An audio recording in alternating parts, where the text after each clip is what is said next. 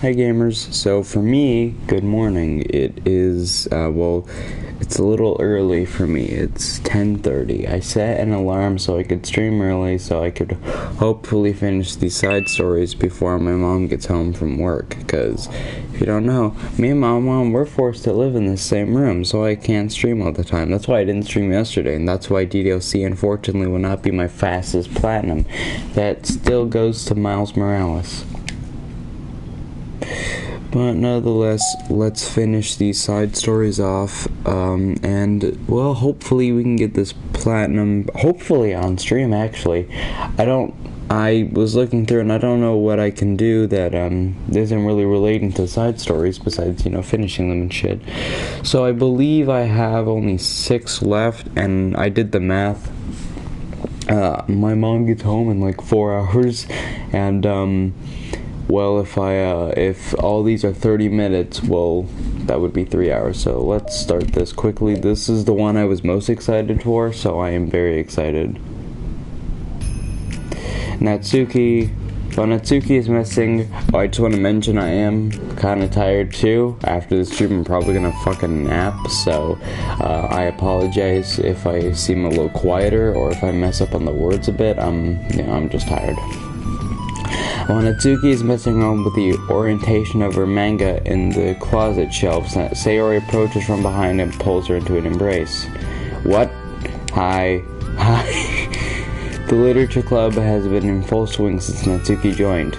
Including her, the club is now comprised of 4 members, Sayori, Natsuki, Yuri, and Monika. Each club member has received a day in the spotlight to share all of their favorite kinds of literature with each other. Natsuki was first and shared her passion for manga. Then Sayori shared her love for poetry as well as how she goes about writing it herself. Monika, who has multiple literary intents, decided to focus her day on short stories. And finally, Yuri managed to demonstrate her obsession with fantasy with a little help and encouragement from Sayori. After the week was spent on their presentations, Monika decided to give the club members the next week to freely explore each other's literary intents. Sayori, having spent the most of her time in the club so far with Yuri's fantasy books, is rather excited to begin journey into Natsuki's manga collection. I'm switching between manga and manga. What the fuck? I want to read with you today. Tell me which one I should pick. Well, that depends on what stuff you like. I mean, there's romance, drama, comedy, mystery. I like all those things. Sarah reaches and pulls out a random book from a shelf and inspects the cover. Shouldn't this girl be wearing more clothes? You wouldn't like that one. Is that porn? Huh? In a panic, Natsuki snatches the book from Sayori's hands and then replaces it on the shelf in a less conspicuous location. Is this hinting that that's like a hentai or something? Is there like hentai manga that I don't know of? Sorry, that was my computer. That's fucking hilarious. And they're in physical copies too, like a Playboy? Do they even still do Playboy anymore? Or did Playboy kind of just end? Okay, well, if you really have no preference, then let's just start with something that's easy to get into. A lot of these don't start to get really good until like a few volumes in, and I wouldn't ask someone to make that kind of commitment unless they're already really into manga. I could handle it. I did with Yuri's book at least. Well, I'm more considerate than that. Although I'm kind of impressed by your attention span if you put that much effort into her books. No, I have the attention span of a donut, but I love my friends and I can do anything if it's for them. Okay, well then. Let's pick you something that even donuts can read. I didn't say it was a donut, I said I had the attention span of one. Aw, you're trying to call me sweet, you're so cute. No, how did you get to that conclusion? And don't call me that. A donut? Cute? Aw, how come? I just don't like it, I don't need a reason. Natsuki yanks a book from the shelf and closes the closet doors. If someone asks you to stop, you need to stop. People need to realize that. I'm sorry, I really didn't mean to hurt you. Nah, sorry, it wasn't you. Natsuki shakes her head while putting a second chair over to the desk. I was talking about something else. I didn't mean to get all angry all of a sudden. Natsuki averts her gaze and mumbles. You're like, well, like a nice person, so I wasn't talking about you. I still learned a valuable lesson. Sayori speaks softly as though feeling shy to revealing the unexpected compliment. Well, anyways, here's the book. So just start it whenever you feel like it. What's it about? Well, it's like a comedy and there's romance too, obviously. Sayori looked at the title. It's called Love is Another Word for Luck. It's about a girl who keeps accidentally running into the same guy, and then you find out, like, well, you should just read it. But you have to tell me what you think. I already guess who you're gonna ship yourself with. It's gonna be so funny if I'm right. Ship? I don't get it. Never mind, let's not worry about that yet. Oh, thank God Sarah doesn't know about shipping. Just make sure you tell me what you think. Oh, okay, I'll start then. Hey, maybe tomorrow we can do poetry too. Oh, yeah, I guess. But don't you want to finish this first? Yeah, but we can both. If you don't like poetry, then I won't make you do it or anything. No, it's just, well, never mind. We can worry about it tomorrow. Music banger. The music slaps, man. I don't think Dan Salvato composed this music, though. I think this was composed by someone else. I hope that this had. I hope Dan Salvato had something to do and just didn't go, hey, you know, dude, this is what I've composed. Make it something like this. Because in that case, I mean, it worked, but I hope Dan Salvato did a little bit of something.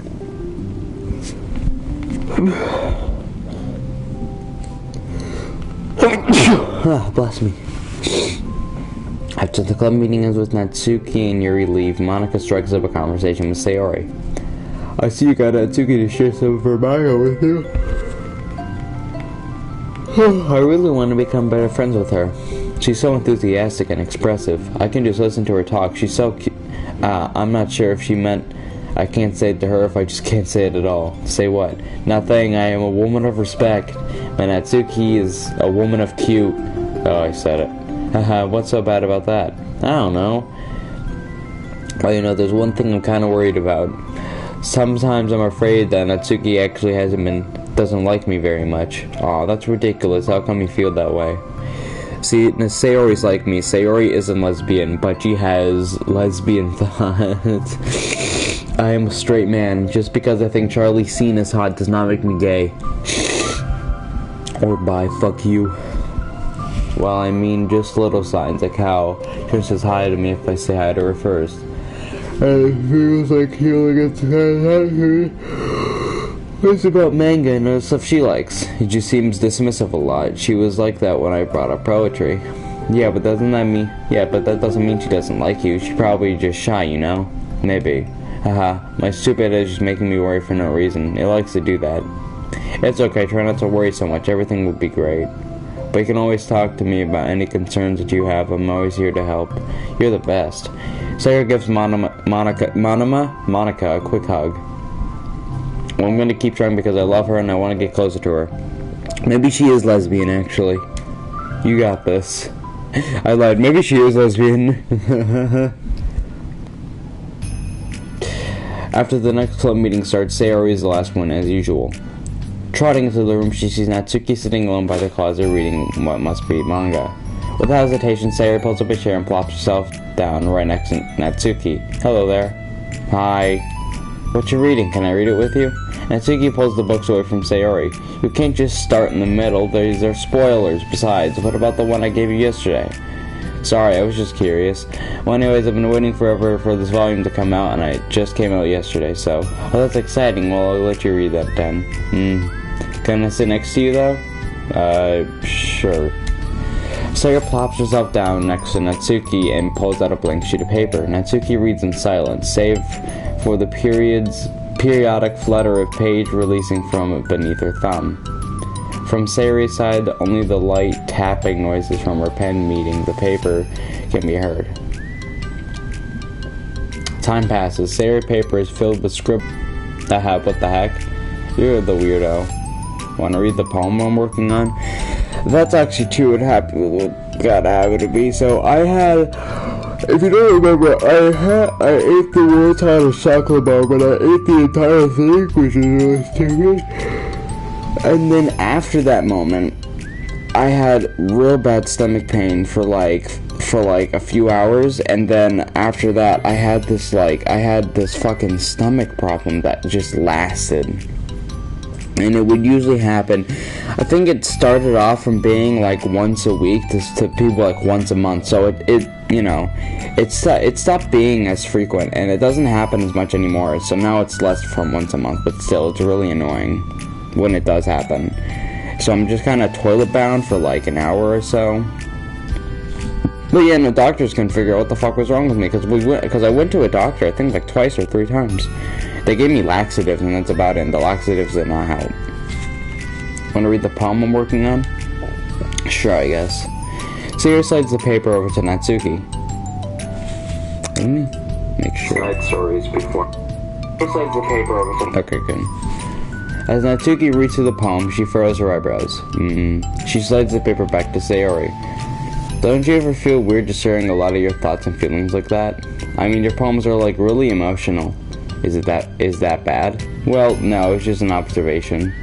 I think people can get closer to each other if they find ways of expressing their feelings. Well, Natsuki begins to protest, but she can't find another good way of putting her thoughts into words. Doesn't that depend more on the kinds of friends you have? I don't know. To each their own, but I've never met anyone I'd feel comfortable sharing my poems with. Not that it's you, it's just how I am, so. You write poems? Shit. You never told me that. I thought you just wrote other stuff. Yeah, that too, but you should. I mean, would you ever want to share? Like I said, I don't do that, but can we just talk about something else? I'm sorry. It's not your fault. It just makes me feel uncomfortable. I can't help it. Still, I'm sorry. It's fine. Let's move on to something that makes us both happy. After streaming, I have this, either I'm gonna nap or I have this fucking delicious, what looks to be a delicious gravy bread bowl for breakfast, and it's 10:42 right now, but still AM. I should continue the book you gave me since I didn't get very far yet. Sure.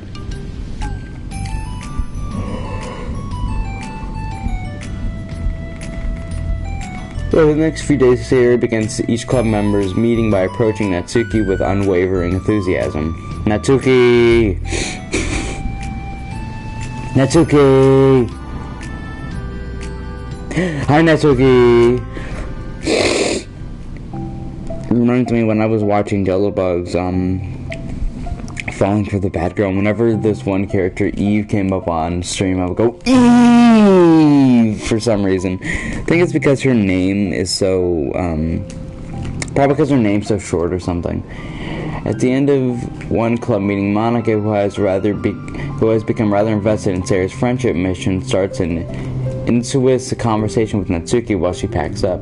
It's cool that you've been finding time to spend with Sayori. She was pretty excited for the chance to read manga with you. Yeah. I'm sure you've been enjoying the chance to share it too, right? Yeah, mostly. Natsuki glances over his shoulder but doesn't reply further. What's on your mind? Nothing. I just don't talk about people behind their backs. Now, Natsuki falls silent, but she just fidgets instead of getting back to what she was doing, as though she wants to say more. It's okay to share your feelings. That's different from talking behind someone's back, I guess. I just hate it when people talk about me behind my back, so I'm better to do it to others. Monica shares a bright smile. You're really considerate. Thanks, I guess, but it still doesn't feel like it. You can trust me. Natsuki stands in silence for a moment, still fidgeting. But she feels smothered sometimes. I'm not used to someone like all over me right after we meet. It's fun to hang out with her, but I have no control over the pace. I can't just meet someone and instantly become best friends with them and share everything about myself. That's not how it works.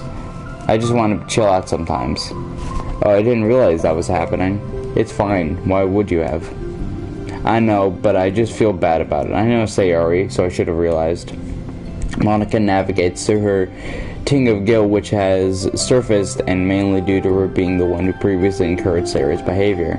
Despite not knowing the situation, Monica can't help but feel a little responsible. Do you want me to talk to her about it? No, I wouldn't like that. Well, I don't know, I could divert her into another club activity for you or something. No way, that would be so underhanded and mean. Sorry, I didn't think that one through. Besides, just because I complained about it doesn't mean I'm asking for someone to solve my problems for me. True. I'm sorry. I guess I instinctively want to try to solve problems even if I haven't been invited to. What the fuck? I swear the fuck, this whole thing's about, like, problem solving and shit, so... Hey, bad. Sorry. That happens, like, every, like, 5 minutes. It's a little repetitive, but... Like, this, I'd say this side story gets a little repetitive with the amount of apologies, but it's nothing I'm not too annoyed about. It's fine. I will talk to Sayori about it, but it would make things really weird between us. I feel like it would just make her constantly be afraid that she's bothering me. I don't know how to keep things natural. Well, I think you do a good job expressing all your feelings. She would totally understand. Sayori really wants the best she can be for other people. I think she would be actually happy that you want to improve your friendship with her. Maybe. I feel so dumb talking to someone about how to be friends with them. It's just weird and not cool. Monica shrugs. This is the literature club. Then she mumbles through a stifled laugh. It's not the cool club. Hey. Haha, sorry, that just tickled me for some reason.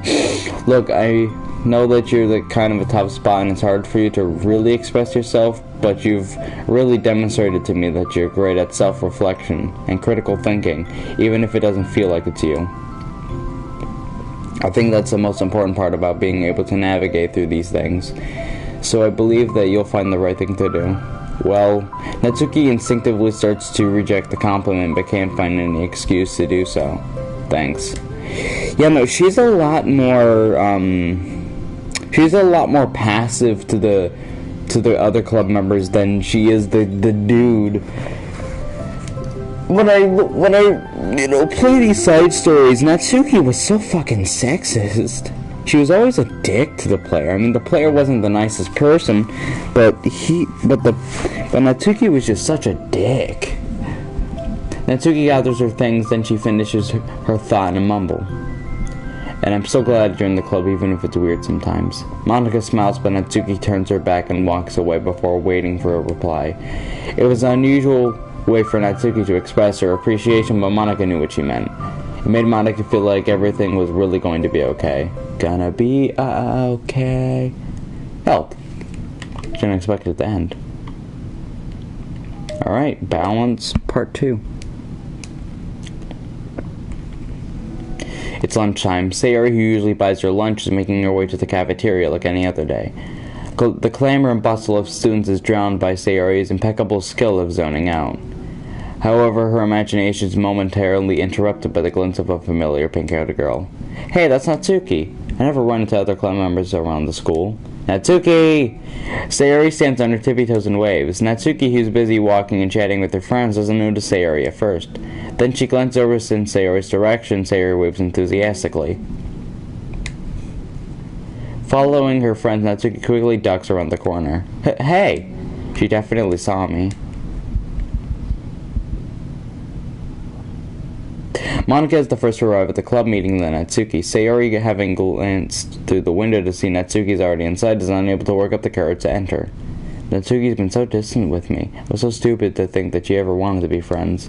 She only got excited because she got to share her manga. But aside from that, she doesn't even like me. I should just go home today. Sorry, do you plan on going inside? No! Why? I'm sulking. Oh. It's like my favorite interaction so far. Hey, do you want to go inside? No. Why? I'm sulking. Okay. I'm sorry for bothering you. Excuse me. No, don't leave me. What the fuck? Women. Oh, I'll stay here then. I don't want to go home. I'm afraid of bothering Natsuki. I saw her at lunch day, so I waved and called out to her, but instead of saying hi, she just ran away from me. Really? What a bitch. Not bad. Hey. So sorry, that was a joke. It just sounded like something stupid that I would do from anxiety. Anxiety? Well, I just don't like attention being drawn to myself. Oh. But that makes sense based on the person you are. But Natsuki isn't shy like that at all. I thought we were friends. But it feels like every day she's just trying to distance herself more instead of get closer. It just makes me feel like she only was spending time with me during the club because I was reading manga. But she doesn't actually want me to be friends with me. I feel like I'm missing a lot of context here. Was she in the middle of anything while you approached her? No, she was walking with friends. With her friends. Yuri pauses for a moment. How do I put this? Sayori, you're very fond of your friends, right? You always want to be spending time with them. Of course, I don't think there's anything more important to me.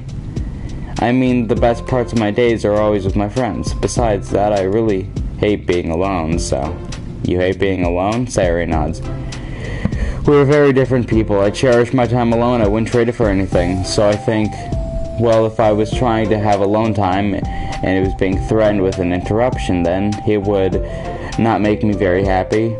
Yeah, but that doesn't have to do with Natsuki. She was already with her friends, not trying to be alone or anything. No, I think it's similar.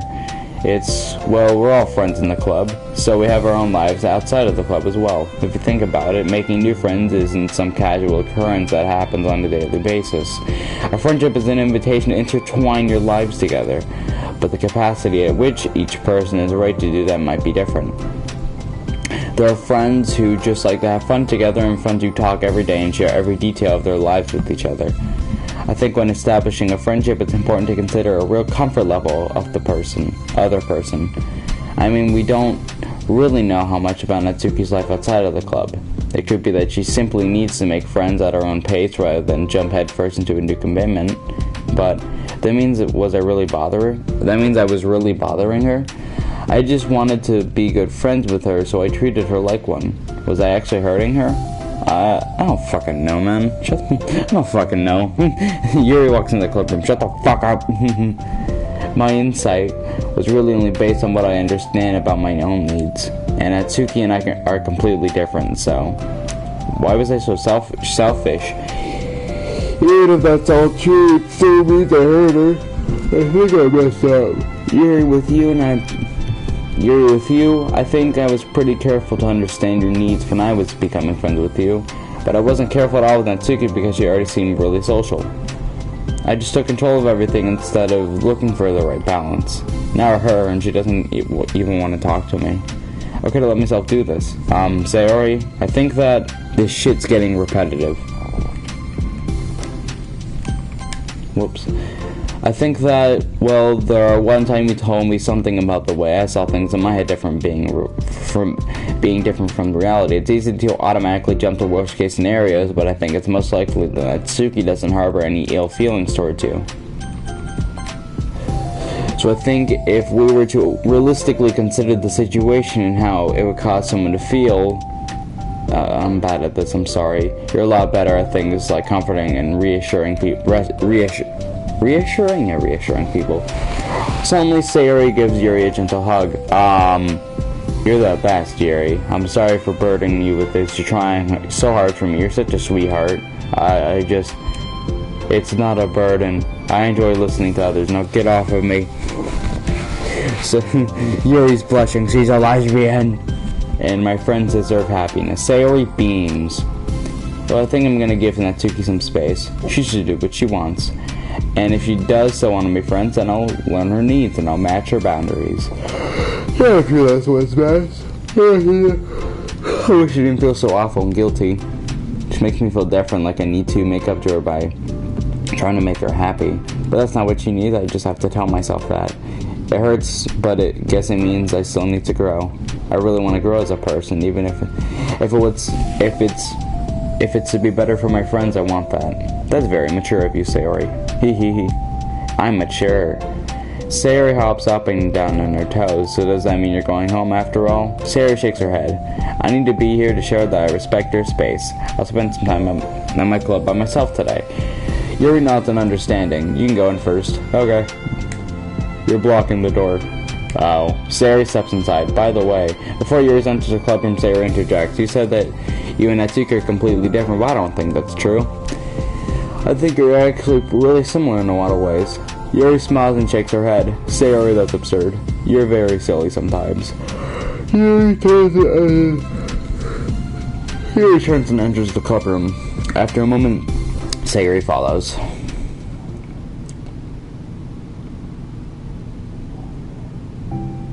The club room is quiet. When Sayori walks in, Natsuki glances in her direction. Sayori smiles and gives Natsuki a quick wave before sitting down across the room. Yuri's face is already buried in a book. Sayori decides it's best to continue her manga she was reading, so she pulls it out. However, it looks like Natsuki isn't reading today. She has a sheet of paper in front of her and is tapping a pen against her desk, staring at it. Ooh, are we writing today? Monica speaks in a quiet voice, unwilling to disturb the peace of the club room. She kneels down at Natsuki's desk. Hey! Natsuki pulls the sheet closer to her and covers it with her arms. Sorry, I didn't mean to peek. Whatever. I just wanted to see how everything was going. It's fine. Natsuki replies dismissively. She glances over at Sayori, who is focused on her manga. Monica follows Natsuki's gaze. I think she's mad at me. How come? I'm busy right now. Ask me later. Monica falls silent and Natsuki looks down into her paper. She inches her hand away from the top margin, allowing Monica to see. It says to Sayori. Understanding, Monica smiles. She places a hand on Natsuki's shoulder and whispers softly, I'm proud of you. What the fuck? That just strangely reminded me of the song Wild Boy, Machine Gun Kelly. Now, I know Machine Gun Kelly isn't the most liked rapper, but the only reason why I listen to the song is because of nostalgia. My aunt would play that song in the car, and I know he was in Bird Box, and a lot of people don't like that movie. I thought Bird Box was okay, but there's a part in the song, there's literally like one line in the song where the rapper, I think he just starts to randomly whisper for like a line, and for some reason that just randomly reminded me of it. And like I said, I know Machine Gun Kelly isn't the most liked rapper. I think he had beef with Eminem, which is like, what? Like I'm more of a fan of Eminem than Machine Gun Kelly, but in a way I'm a fan of both parties, although he was not the greatest. I don't know why the fuck he was in Bird Box. He's not a good actor. Well, I mean, for what he did, he didn't have like a big role, but still. Natsuki looks away but makes no motion to remove Monica's hand. Monica gives Natsuki's shoulder a quick squeeze before standing back up and pulling away. Gosh, Monica, I get it. I'm small as fuck.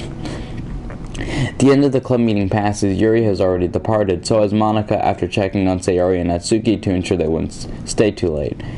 Sayori was determined to finish her manga volume before heading out since the end was approaching.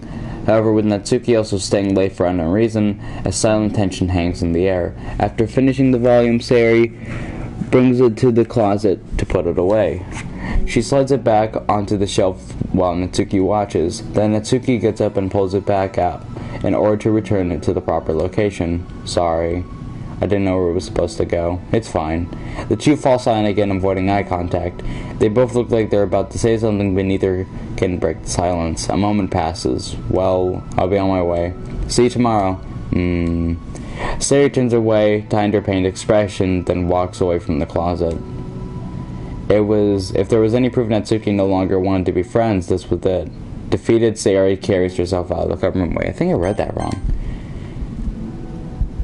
If there was any proof Natsuki no longer wanted to be friends, this was it. Defeated, Sayori carries herself out of the club room. No, I read that correctly. Once in the hallway, Sayori takes a deep breath and hits her palms against her cheeks to clear her head a little. Suddenly, Natsuki's stammering voice calls from behind. Natsuki? Startled, Sayori turns back around to face Natsuki. CG, let's fucking go! Natsuki fidgets and anxiously continues with a shaking voice. I have a lot of things to say. Me too! But you go first. Natsuki bites her lip and can't stay still. Well, first of all, she cuts herself short, struggling to continue. Trying to force her words out, she stamps out her foot and hops up and down a little. I'm sorry for the thing I did at lunch, and I'm sorry for just being kind of mean lately. It's really hard for me to I'm not good with things that make me uncomfortable, especially when it comes to feelings and stuff. So, this game kind of speaks to me a lot because I'm really fucking introverted and I have some mild form of anxiety, I guess. Really only in open public spaces, that's when my anxiety kicks in. I'm like, oh fuck. I didn't know that was anxiety originally. I thought that was just me being introverted, but that apparently is anxiety. And I didn't know that. So I always thought I was just clear of anxiety, but apparently not. Or maybe it is just introvertedness and I was wrong and it's not anxiety. If I'm gonna be honest, I'll never really know. Face burning, Natsuki calms up again. Instead of continuing, she simply holds up a sheet of paper for Sayori to take. The best place in the world. Cause there's no other place that I'd rather be than Los Angeles. Come on, shake it, baby. I've made, what? A decent chunk of Hollywood Undead references while playing this game. The best place in the world. I love my bedroom. It's full of bright colors and soft things. The sunlight shines in and makes everything sparkle. It's the best place in the world. It has all my treasures, all my books, all my collections, my memories, all my dreams were born in this room. It's the best place in the world. It has all my secrets, all my failures, my fears, my feelings. Sometimes it feels so fragile that the door will break at the slightest touch, but it's still the best place in the world. And when someone knocks, I get scared. I brace my arms against the loose hinges. Please don't break. Don't come in. I'm not ready. It's my best place in the world. The knocking won't stop. I block the door with furniture. An eye peeks into the keyhole and I panic. I'm trapped in the best place in the world. I'm not ready to share my favorite place. I need to clean my secrets and make my bed to hide my nightmares. I need to touch them away.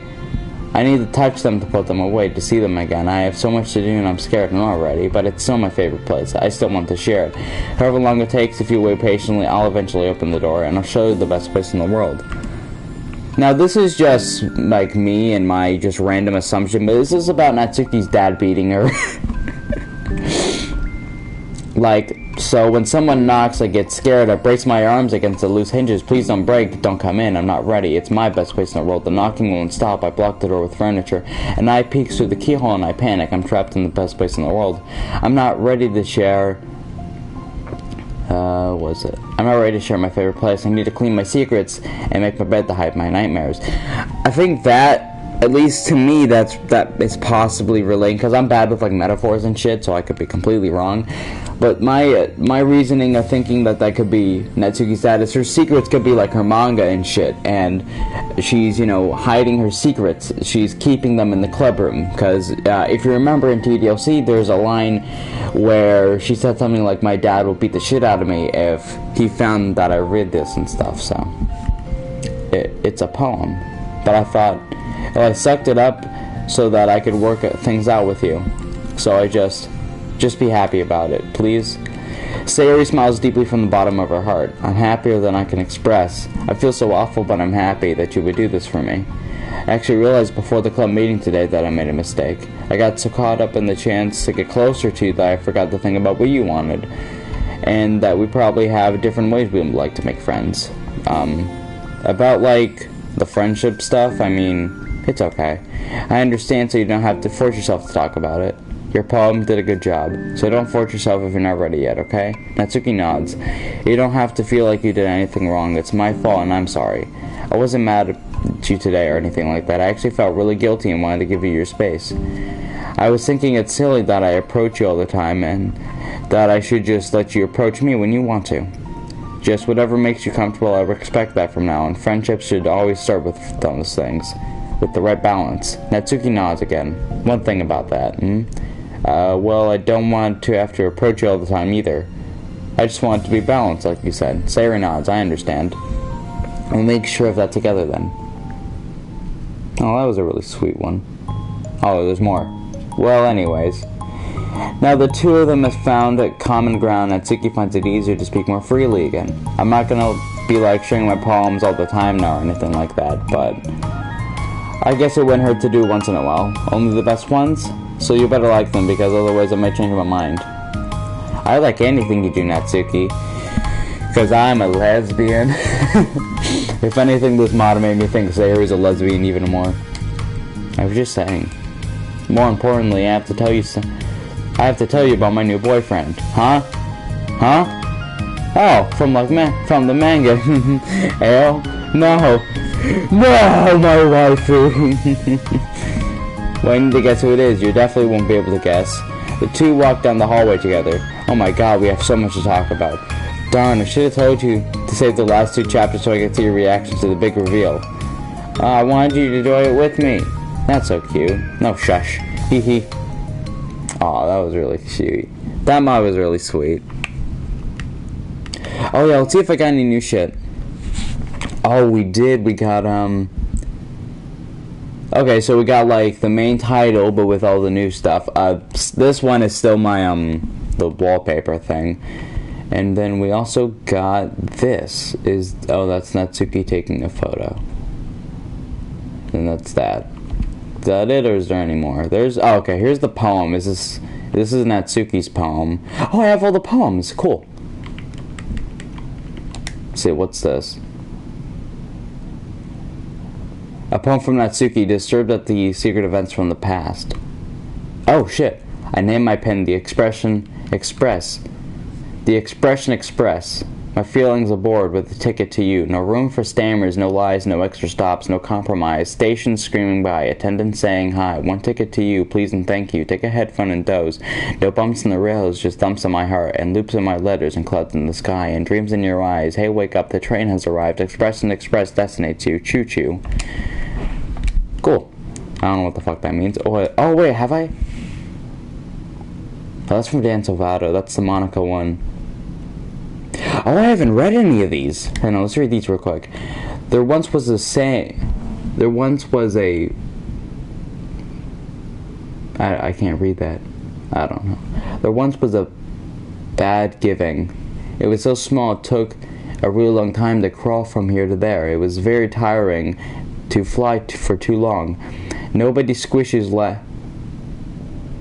What the fuck is that word? Ladybugs.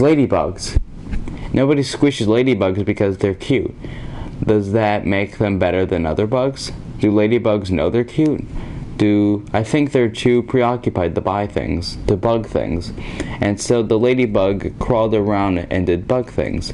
The story wasn't really going anywhere, but I know you don't mind. I hope you think it's nice for their anyway. Like ladybugs, like this ladybug. The one who stings like a doof in your sleeve because it knows you won't squish it. If it doesn't bug you, will you stay a while? That reminds me, in probably like 2nd, 3rd grade. I don't remember what grade. This was a long time ago. There was this someone told me that that orange ladybugs, they sting you, and then if you do, you immediately have to go to the hospital, because there was like an orange ladybug on this like monkey bar thing. That also reminds me, I got really scared of being on the monkey bars this time. Not the monkey bars, it's like this it's like this giant dome that you climb. I don't know what the name for it, but I climbed it and I got to the top and I got too scared to come down, so I had to get a teacher. Okay, let's see, that's Natsuki from Distribute at Special Events in the Past. Alright, let's read this. I can't read, I fucking can't read cursive. My conductor motions for one crescendo often... I can't read that, I'm sorry. Short of the climax, the limit is my thought is carried by supplies. How many words must I choose not to say before they finally break loose? Playing out my mouth like a lack of school children out at the... Okay, I can't fucking read that. Okay, so this is from Monica. An electrical sign comes from remorse An electrical signal from some remote corner of my brain, connecting all kinds of circuits and nerves and chemicals in a web understood by nobody. The chemicals made my chest tingle around my beating heart. The nerves make my hand move. Staining a dead tree with some dark substance. The ink reflects light into your stammering eyes. Holding this paper is almost as though you're holding it. My hand which wrote it. Let our emotions stir together until our hearts beat in harmony. Connected together, I feel electric. Let's see. And then I also got this CG, and I don't know, there's 4, I think there's only a few left. See, what music did I collect too? Is this just from the I forgot. I'm collecting shit as I do this stuff. Oh, I almost got all the wallpapers. There's this one. That's probably a Yuri one. So I'm assuming I get that with the next one because that's a Monica and Yuri one, I think. See, I got almost all the CGs, and then I got all the secrets. This took like 15 minutes to get because I had to keep like reloading the game and quitting it. Not like the game itself, like DDLC, it was weird. Then there's all the sketches, I got all the sketches. Then there's the promos. I get this last one by doing all the side stories and stuff, so I'm pretty sure after getting all the side stories, I'll pretty much have everything. So I will probably get the... What's my last trophy? I know that I have 2 last trophies. I have... Okay, finish all the side stories and then get 100% data completion. I'm pretty sure I will get those 2, like, at the same time. So, as long as... When I finish all these side stories, I'll probably platinum it. So, let's see if I could, platinum this game today. That'd be cool. Am I bothering you? No? Okay, just checking. It's hard to tell since you're always look so into it when you're reading. It makes me scared to interrupt. Well, it's within my expectation to be interrupted when I read here. It's mainly when I'm by myself that I don't like it. And that makes sense. I guess you're here in the first place, then you're more ready to socialize, even if it takes a little bit of prodding. It's not so bad to be social if I let others do the work, so it can be healthy to put myself in a social environment every now and then. It's mostly difficult when I don't know anyone, or there are too many people, or everyone's being too silly for me to keep up with. Yuri glances across the room at Sayori and Natsuki. Sayori has her head cocked back and her mouth open trying to catch a piece of cookie that Natsuki is lobbing into the air, but the pieces keep bouncing off her face and hitting the floor. Maybe you should say something? No need, they just ran at it. They just ran at a cookie. What a waste of space. They really become good friends, aren't they? I'm happy. Sayori seems particularly good at making that happen, but the two of them are both on the energetic side, so I suppose it works out well. Yeah, come to think of it, you and I haven't had any chances to talk one-on-one, have we? Though we may be partially my fault, since I'm supposed to be the one engaging club members. Not at all.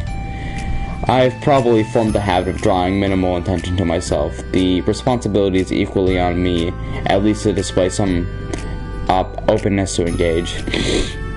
Well, what about during the times like lunch? Do you meet up with friends? I just read. Oh.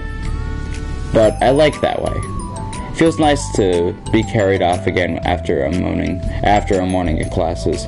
Do you always read fantasy? Oh, not always. I suppose it's all I've read recently, but only because I'm in the middle of this series.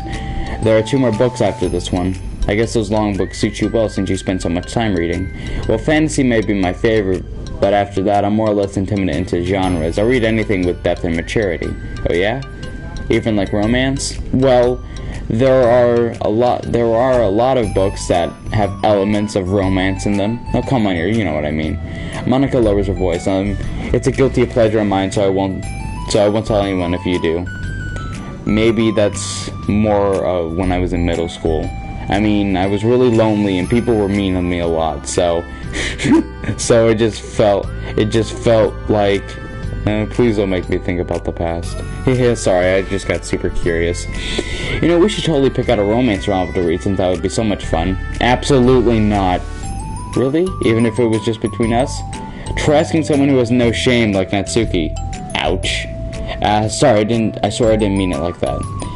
Well, I guess it was my fault for pressing you. I'm like that for things in my past too, you know. Things I feel too embarrassed to re-experience. There's nothing wrong with growing out of things that happens to everyone. For instance, Natsuki's interest in manga reminds me quite a bit of how intense I used to be about my own interest. It makes me think that she'll likely grow out of it too.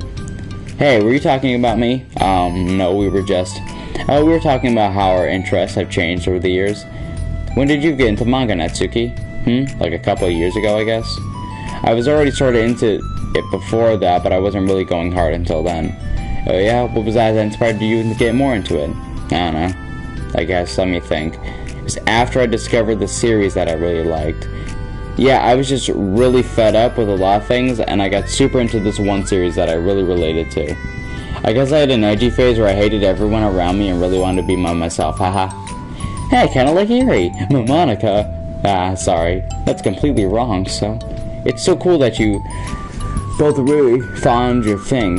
They're almost like opposites, but it sounds like they helped you a lot through hard times. You know what? Let me make sure my microphone's working. Okay, I'm just making sure my mic's working. Little odd thing, but every now and then I like to check, make sure that it's not broke, or that it doesn't fucking just randomly break or something. Well, what the heck? Is that book even bigger than the last one you were reading? It's technically slightly longer, but not by very much. How high do you think it would go if you stacked up the whole series? Natsuki estimates by holding her hand above her head, sizing up an imaginary snack. I should get one of those mangas that's like 50 volumes long, so I could say I've read more than you, haha. Not that I have the money for that. Please, that would hardly count when books have only a few words per page. I was just joking.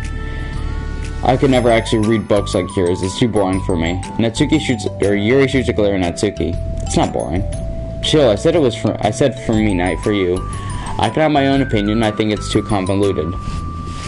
See, are those from the floor? Haha, gross. So wash your hands before touching my books. But my hands aren't dirty. Just do it, the oil's there even if you can't see them. Fine. Sayori trots out the door and Natsuki follows. Yuri, you look a little upset. What kind of nerve does she have to call my hobby boring? Well, she did correct herself. Hardly. She was so condescending. Women. I don't mind if she thinks it's not for her. I already understand that it's not for everyone. But she knows how much these mean to me. So how about just leaving me alone instead of needlessly telling me things you hate about it? I'm sorry, Yuri. You may be right. This won't be the last time people have strong feelings about what they like and don't like. Especially in a literature club, so I figure out how to mediate discussions to keep them positive and constructive. For the record, I've also been impressed by the level of creativity in your books, and also your ability to get through them so quickly. Thank you. Okay, well, this is something that I'll have to think about and revisit. I'm sure I can help Natsuki find some common ground with you. Is this Monica and Yuri, or Natsuki and Monica? Or Natsuki and Yuri? Common ground isn't necessary. I just wish to be respected. Then, either way, I'll do my best. I'm skeptical when it comes to Natsuki. I trust you, Monica, but I'm skeptical. I don't remember what this was. Also, strangely enough, I cannot save. I can load, but I cannot save. Okay, everyone. Woo! She said it! We have a special club meeting today. As you know, the Literature Club is a place where we can get to share things that we are really passionate about. But that also means we should be mindful of how to respond to each other's feelings. I think we have a chance to turn our differences into a positive energy for each other. Aren't you being a little dramatic about this? This is important to me. Well, sorry, I just feel like I'm being accused or something. No, I'm not accusing anyone of anything. I'm sorry if I came off that way. But our conversation yesterday made me reflect on the power of language, and I thought it would be a good topic of the Literature Club, don't you think? I'm sure we're going to have differences in opinions, in opinion a lot, so I need to make sure we're prepared to keep a positive atmosphere in the club. If you say so. Sure. The cool thing about language is that it gives us a lot of different ways to express the same idea or emotion. We have a lot of control over how we want others to feel when receiving our thoughts. This goes for poetry, narratives, casual conversation, basically anything. For example, Sarah, what's your favorite food? I have them organized by category. Should I start with snacks or do you mean full meals? Should I include breakfast? Oh, jeez. Okay, your favorite fruit. That's easy. Cherries. Fuck. No. The best fruit is watermelon. Or is that... Watermelon's considered a fruit, right? Or is that considered a melon? Is melon its own, category? Is that a subcategory of fruits or something? Really? I just thought cherries tasted nasty. What? Cherries are delicious! Well, that's a pretty strong reaction. Well, I just don't understand how someone could think cherries are nasty. How does it make you feel? I don't know, sad? Defensive, maybe? Yeah, I got defensive. See, the reason you had such a strong reaction wasn't just because I don't like cherries. It's because you felt like your opinion was under attack. Yeah, that's me when Nikki said she wasn't a big fan of the Swan Songs album by Hollywood and Dead. It's like one of the best albums ever. Fuck you, Nikki. I don't care if you're a woman, I'm sexist.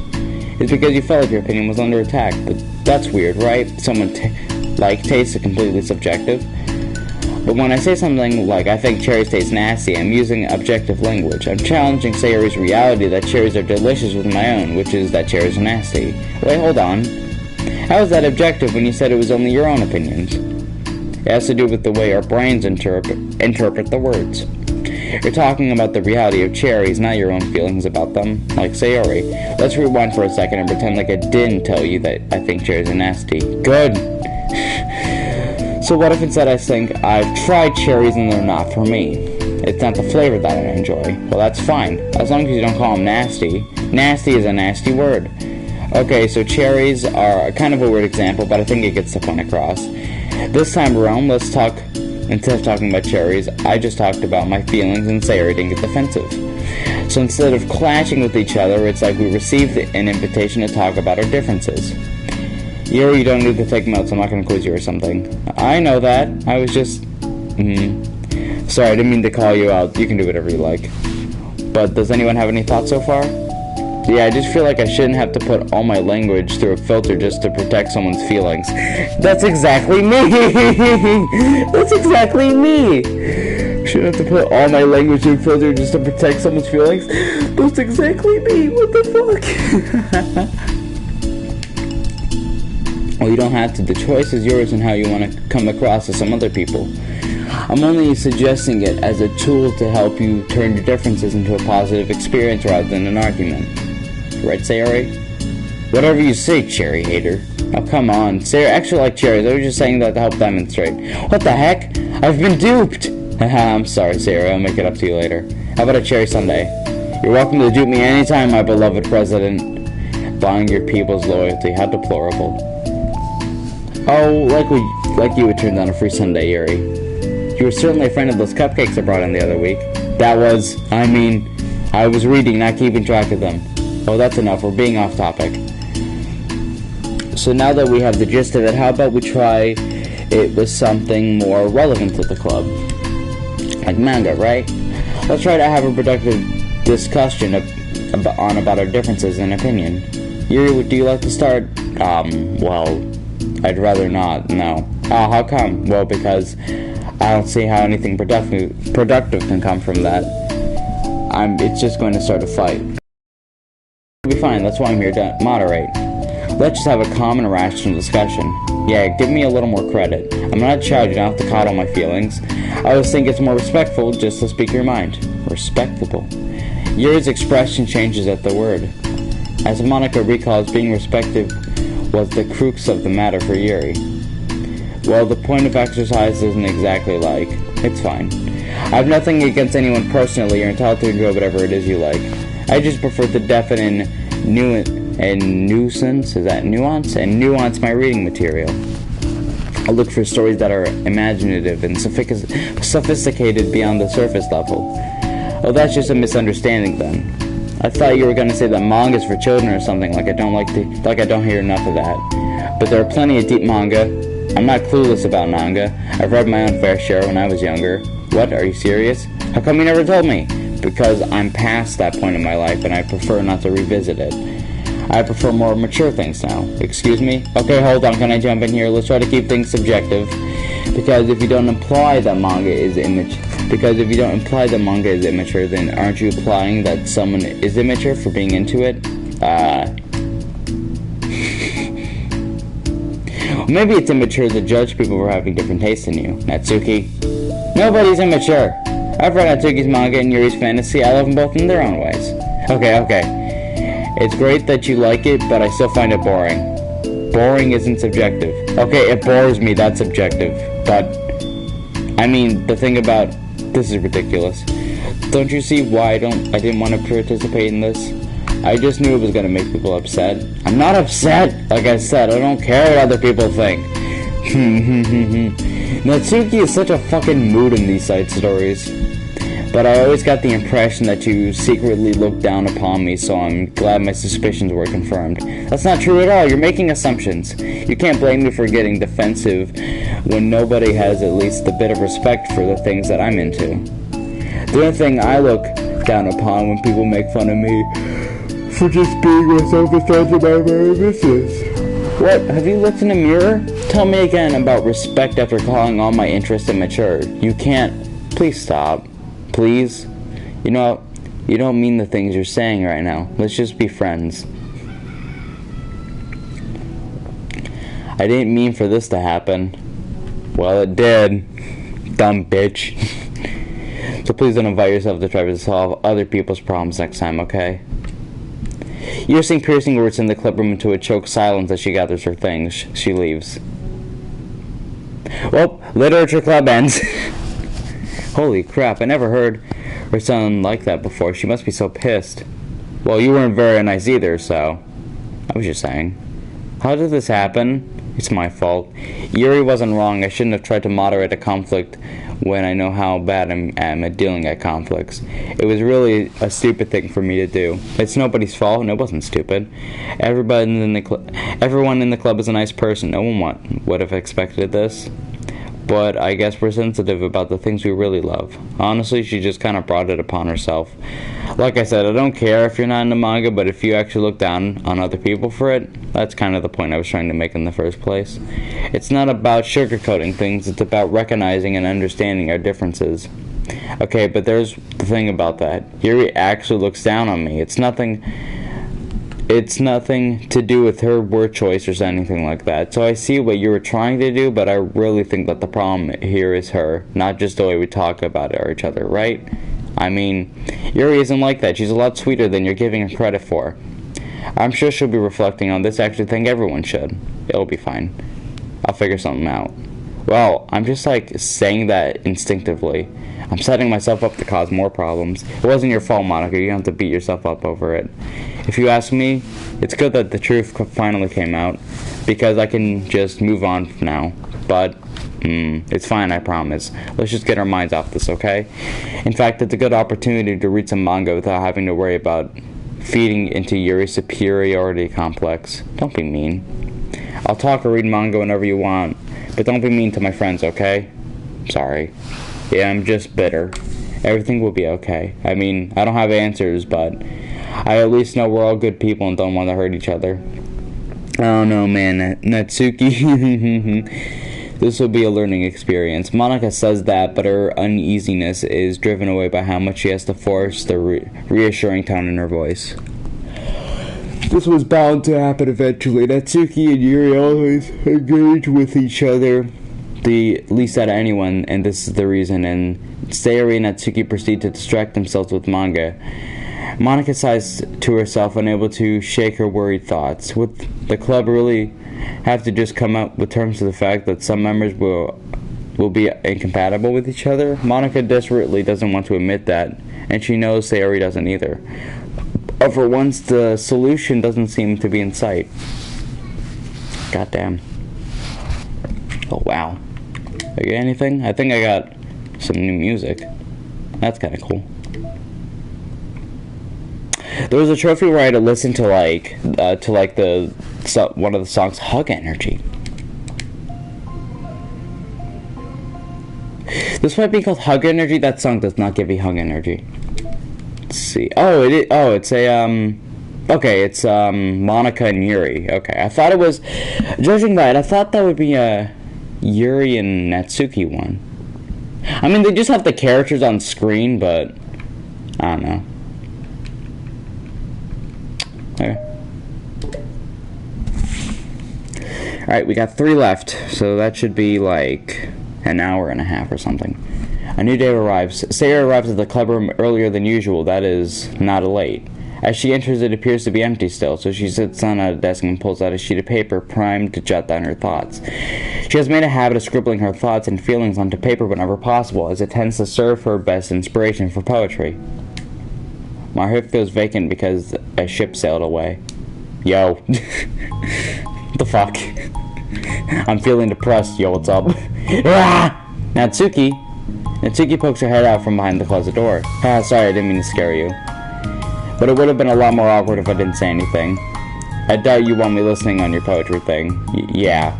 Thanks for realizing that. Should I let you finish that up, then? Oh, no, I wasn't. I mean, I just do it whenever it's convenient. You're not interrupting. Where's Monica, by the way? Oh, she is out in the hallway. Why? Well, just in case she runs into Yuri. Sometimes Yuri is too nervous to come to the club room by herself, so... Oh. Jesus, Yuri really let things bother her for that long?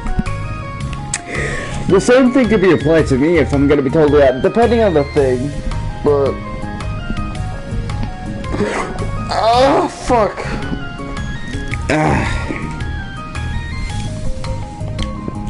She can't control her feelings. For some people, it's really hard to cope when you have a bad thought in your head. Maybe you can distract yourself for a little while, but as soon as it as just you and your thoughts again, it comes back. I just want to have a normal club meeting. It's a lot easier to pretend like it'll never happen if we just ignore it and move on. I just don't want to be bothered by this. It's so stupid, her opinion of me doesn't matter anyways. Besides, and I hate that too. It's okay to have feelings. It doesn't make you weak. Let's just figure this out together. Fine. Only because you're good at this stuff. Let's try to come up with a happy scene. Maybe that'll help us understand where your bad feelings are and coming from. Well, I was happy the way things were before we had to have that conversation yesterday. What part of the conversation made you upset?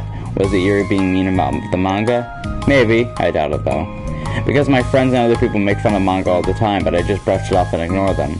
But something about it really got to me this time, and I hate that I'm letting that happen.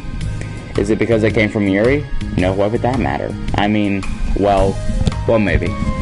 I just hate that she thinks she's so much better than me just because she likes to pretend that she's all sophisticated. Yeah, that's what it is. At least other people decide that they don't like me or manga or whatever. But Yuri acts like she's too good to even give it a chance. I'm sorry, everyone deserves a chance. Yeah, exactly. Well, she literally admitted to liking manga before. Would you give Yuri's books a chance? After this? Obviously not. What about before this? Well, I would until I get bored, which wouldn't take very long. But if you actually keep an open mind, then it's not hard to realize that a story can be deep and meaningful without being needlessly complicated. I wish ReZero wasn't needlessly complicated. That shit got so fucking confusing. ReZero is a good anime and all, but I was not a big fan of that second season. Like, it's not bad. I'm not calling it bad. I'm just saying I wasn't a fan. I definitely preferred the first one more. I think maybe it was because it was a lot more simple, and they weren't stuck in a fucking sanctuary for half the season. No, for more than half the season. That shit got really annoying. I see, but you know I like Yuri's books. Yeah, but you like manga more, right? Sherry shakes her head. I like them both. I like them in different ways, but I like them both. I mean, the manga, it's really honest and fun, and it's easy to just go with. And fantasy has a lot more to entertainment and cover, and it's really rewarding to have some good quiet time together with it. But the most important thing is that that the manga and the fantasy are true to themselves. So I love them both. And I think there's room for both to be in the same club together. And I just feel like maybe they have more in common than you would think. How do you get along with everyone so well?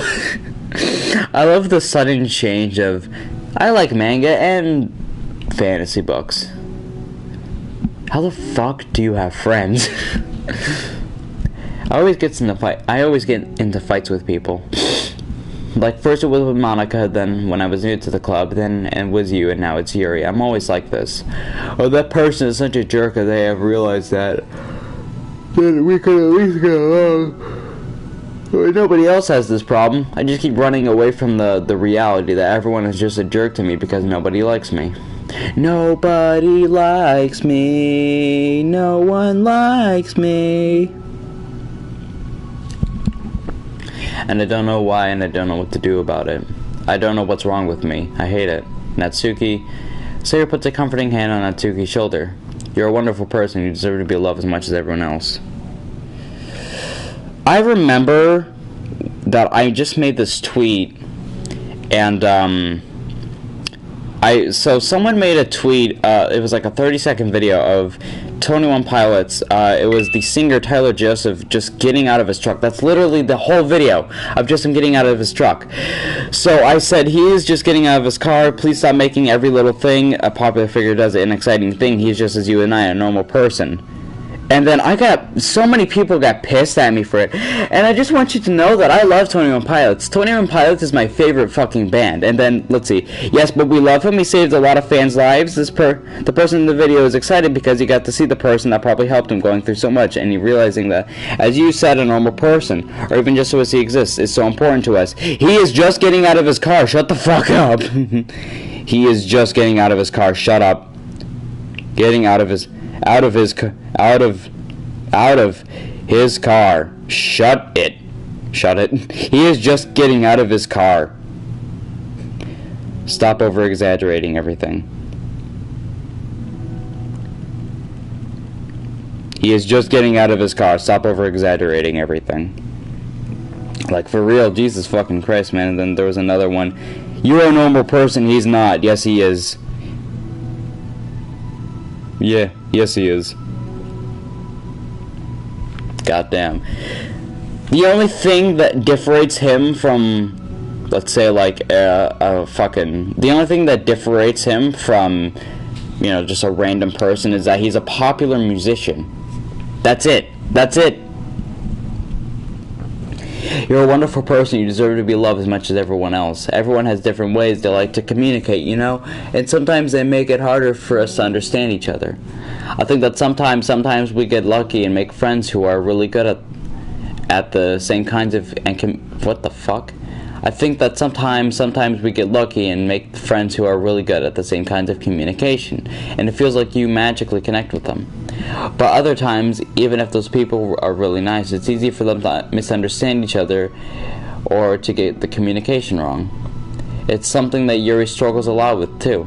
It can be really hard. It takes a lot of like reflection and self-awareness and vulnerability. I'm bad at that one. Vulnerability. I always have to be the strongest. What do you mean? Tell me about that part of you. Well, what the fuck? The Curls posted this on his Insta. Oh shit, it's the Curls coming out with something new? Sorry, I just read it notification. I'm in the Hollywood Undead subreddit.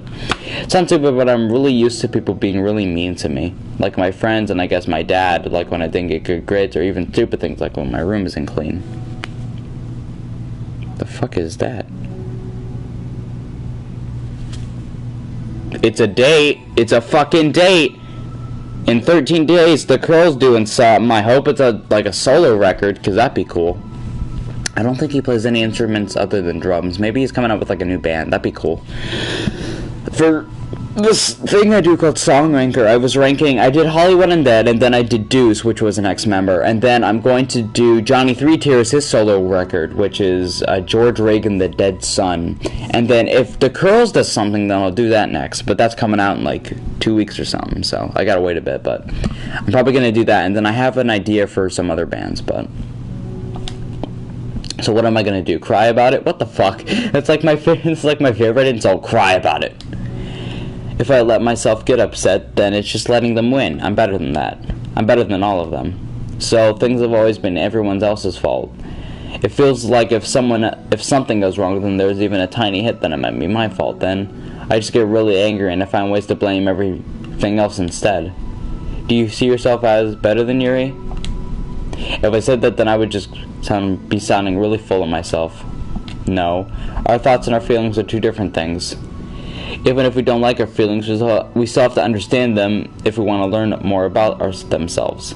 It's like a part of vulnerability, you know, accepting that we have feelings that we don't like. I hate that. My feelings make me a bad person because my feelings just want to tell me that I'm so much better than her. That she's a judgmental know-it-all who's stuck up in her edgy face, that I'm just way above for that garbage. But I'm terrible for feeling that way. You're not terrible. You are not your feelings. But you are not your feelings. Say that to yourself out loud. Fine. I am not my feelings. The way that I like to picture it is that those feelings are like your roommate. You live in the same house and you gotta see each other every day. Even if you can ignore each other most of the time, you're still gonna run into each other every now and then, and it's not gonna make you feel like poop.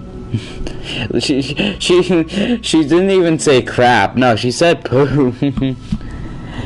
So the other option is to get to know each other. You can communicate and learn from each other, and even help each other change for the better. Does that help you understand? How do you know so much about this stuff? I just have a roommate that can be really hard to get along with. Called depression. Depression? Huh? Fuck. He's like, what? I love how that came off so, like... I love how she just said that so, like, just out of the blue. How do you know so much about this? If I have a roommate that's hard to get along with, I have depression. But you're like the happiest person I know. I am not my feelings. Motherfucker, she did it. I want to be a good person like you. Aw, you're a little sweetheart. We're all good people. You, Yuri, and Monica. I think Yuri will eventually learn that about you. Natsuki remained silent, feeling a little overwhelmed. Despite Sayori's kind of reassurance, a complicated mixture of pain and sadness seems to fill her, as though flowing from a wound inside her. Was it a result of her vulnerability? No, it wasn't as though she was inflicted a wound after becoming vulnerable. It was though she began to rediscover an old wound, one that cannot simply be band-aided over and left alone any longer.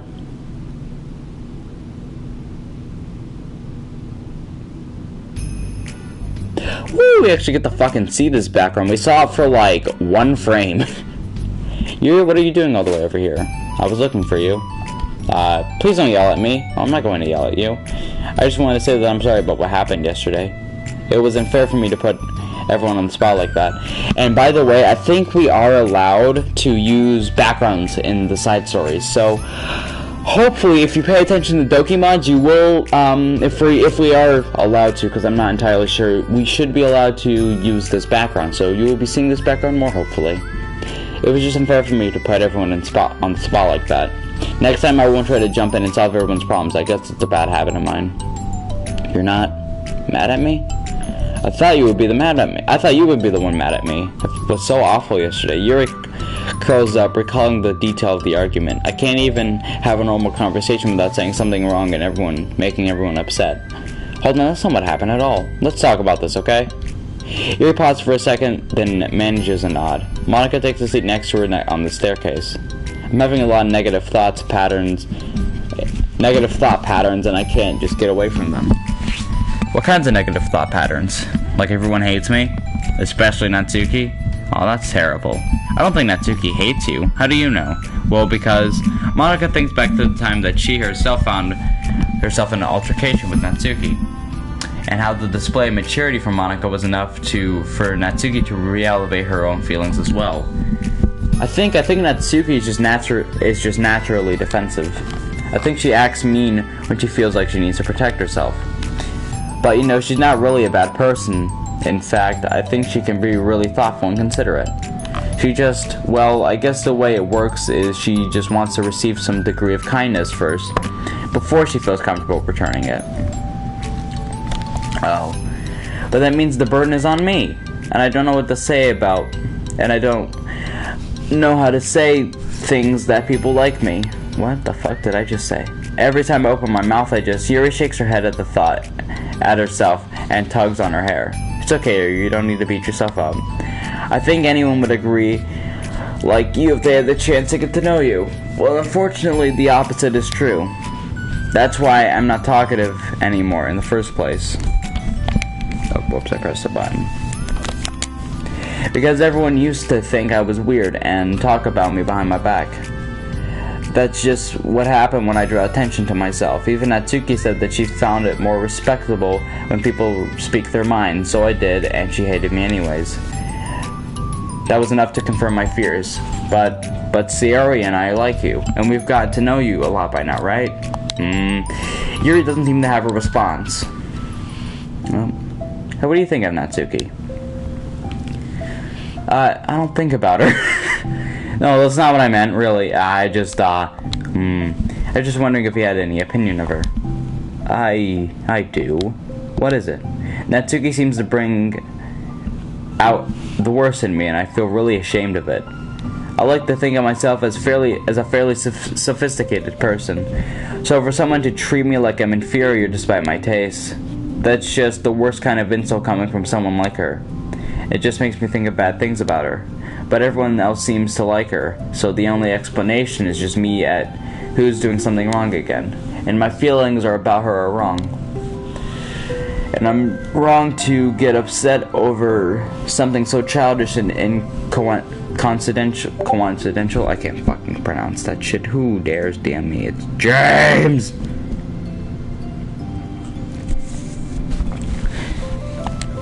No, Yuri. Feelings are never wrong.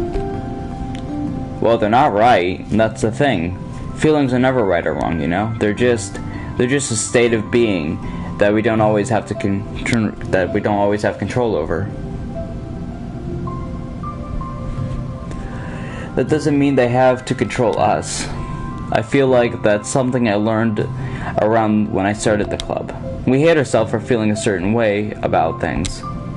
Or we can, just acknowledge that they exist and try to understand them better. I could never be mad at you for just feeling a certain way. It's about how you handle them, and I think working through feeling is an opportunity for teamwork. Yuri wears a dejective expression. You make it sound so easy. You're so mature and so good with people. I feel like such a child in comparison. Oh, Yuri, I'm far from perfect, but these are learned skills. They don't come naturally to me either. It's really hard to reflect on yourself or separate your feelings from your thoughts. I just want to be a good person. Well, I think it takes a good person to get this far. That's not good enough. I just want to be able to communicate it to her. Communicate what? How I feel. It makes me feel frustrated and upset when she's so negative and dismissive of the things that mean so much to me, and how it reminds me of me. Oh wow, that was a really good stretch. Because I know what it's like to feel misunderstood and angry at everyone. I know that telling yourself you're better than everyone else is just a defensive mechanism. We're just people. We're fragile and unstable. But I'm just tired of getting in the way. I can't stand it when the peace is disturbed like this. Yeah, you can't focus on your reading when the peace is disturbed, right? Because the literature club should be happy for everyone. Monica looks at Yuri in adoration. Adoration? I feel like Sayori must be running off on me because I really want to hug you now. Sorry, I didn't mean to make you uncomfortable. No, well, if you want to do, then I wouldn't really mind, so. Monica pulls Yuri into a short embrace. You're so gentle. And I love it when you communicate your feelings. And I feel lucky to get to see that side of you. And I'm sure Natsuki will too. I'm going to write her a letter. Oh, a letter? What a great idea. Just because I'm not good at talking, especially under pressure. That's me. I always let my feelings get the best of me, and I forget to say all the important things, and I say what things I don't mean. Well, I think a letter would be wonderful. Such a nice way to communicate. Yuri's face hardens with determination. People don't naturally gravitate towards me like they do for you and Sayori. My personality isn't suited for that, and I wouldn't want it to be. But something I've learned is that friendship doesn't always just magically appear out of thin air. For instance, I would have never seen myself making friends with someone like Sayori. We're opposites in a lot of ways, but I'm friends with her because she put so much effort into understanding me so that we can get along. I think it was the same with you. You both gave me a lot of time and patience, and I wonder if she feels the same way. Natsuki? Yuri nods. I always thought if I wanted to make more friends, I had to be someone that I'm not. There's a type of person or a magical formula I have to follow in order to make someone like me.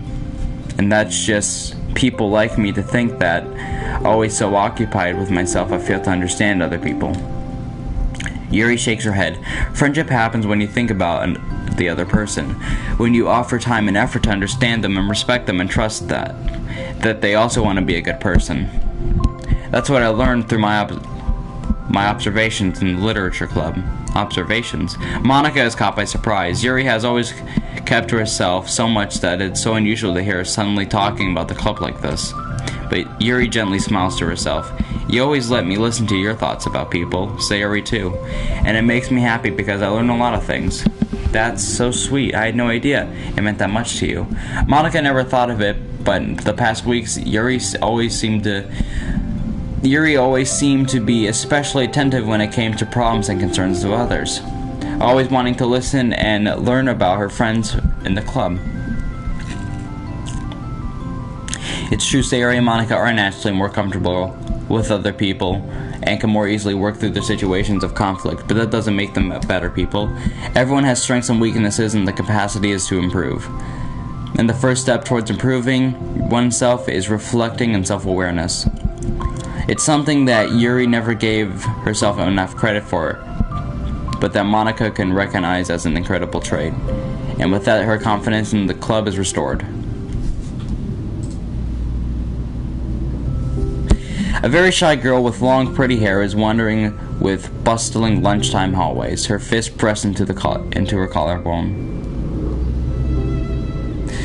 I followed this account on Twitter, and I clicked on Twitter for a quick second, and then the first thing I saw is, didn't you make porn of your own mom, though, or something? What the fuck, Dead Meat? Or, not Dead Meat, not the kill count guy. The fuck was it? What was the hand on? Fake kill count thumbnails. What the fuck did he say? Yo, didn't you draw mom of your Shad, man? I'm not gonna draw Chris fucking his mother. What the fuck is wrong with you? Okay, so before you would draw children, Shadman. Now you're not gonna draw incest. Where do you draw the line? I mean, yeah, you don't draw child porn anymore, but where do you draw the line, Shadman? A very shy. Oh. When she feels like the Literature Club's president's classroom, she stands at the door, glancing all around her before peering inside. Monica is sitting and chatting with a group of unknown friends. Yeah, as expected, this was a bad idea after all. Suddenly, Monica glances towards the door, making the girl panic and duck out of sight. Before she can regain composure and decide for sure to leave, the classroom door gently opens. Yuri, what a surprise to see you during lunch. Yuri squeaks a response. Please help me. What? Is everything okay? Yuri shakes her head. I don't know how to write letters. Ah, thank goodness. I thought there was some kind of emergency. Monica briefly glances over her shoulder at her other friends. Do you want some help? We can go find an empty classroom or something. Is that okay? I feel bad for taking you away from your friends. It's totally fine, I promise. We weren't really doing anything. One sec. Monica trots back to her classroom, says something like I gotta go to her friends, and grabs a pen off her desk before returning to Yuri. Okay, let's find somewhere quiet. Yuri nods and follows Monica as the two of them set off. How are you doing today? Huh? Me? Well, yes. Oh gosh, sorry, I was just caught off guard. I'm doing really well today, just tired. I never seem to get enough sleep during the week. How come? No, I don't know. I think I'm easily distracted and I get really sucked into doing things and start neglecting the time. Me too, I do that too. Haha. Hey, this classroom looks empty. Let's go in here. After peering inside, Monica opens the classroom door and the two of them enter. Yuri's moment of relaxation helps. She watches Monica pull up two chairs in the same desk, then obeys that Monica beckons her to take a seat. She stares down at an empty desk. You nervous? I don't want to do this. We don't have to. You can come up with something else. Yuri shakes her head. It's my chance to do something good. I need to take initiative. Gosh, you must be really determined. I know how hard it is to step out of your comfort zone. I'll be sure to encourage you. Oh. Ah. Hi. What's up, motherfucker?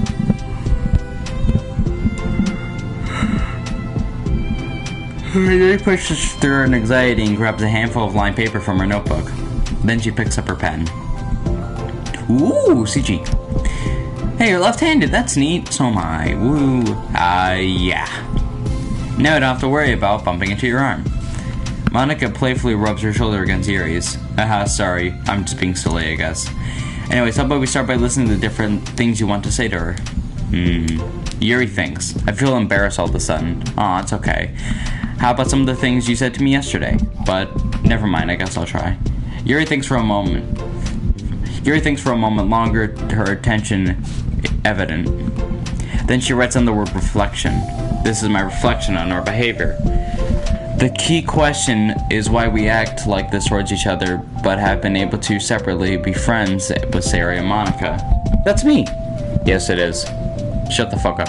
So, Yuri thinks, I've been able to befriend the two of you because you've taken the time to understand my needs and respect my interests. The same goes for Natsuki too. We started off pretty hostile with each other because I was so worried about getting what I wanted, but she just wanted to be respected more than anything else. Once I stopped making it all about me, she was able to do the same. I want to do that too. So what kinds of things do you want to do for her? I want to do the same things for her that I like to receive. I like when people respond positively to the things I talk about, not just brush me off. I like it when my feelings are taken seriously, and I like it when you and Sarah trust that I want to be a good person even when I'm not doing a good job at it.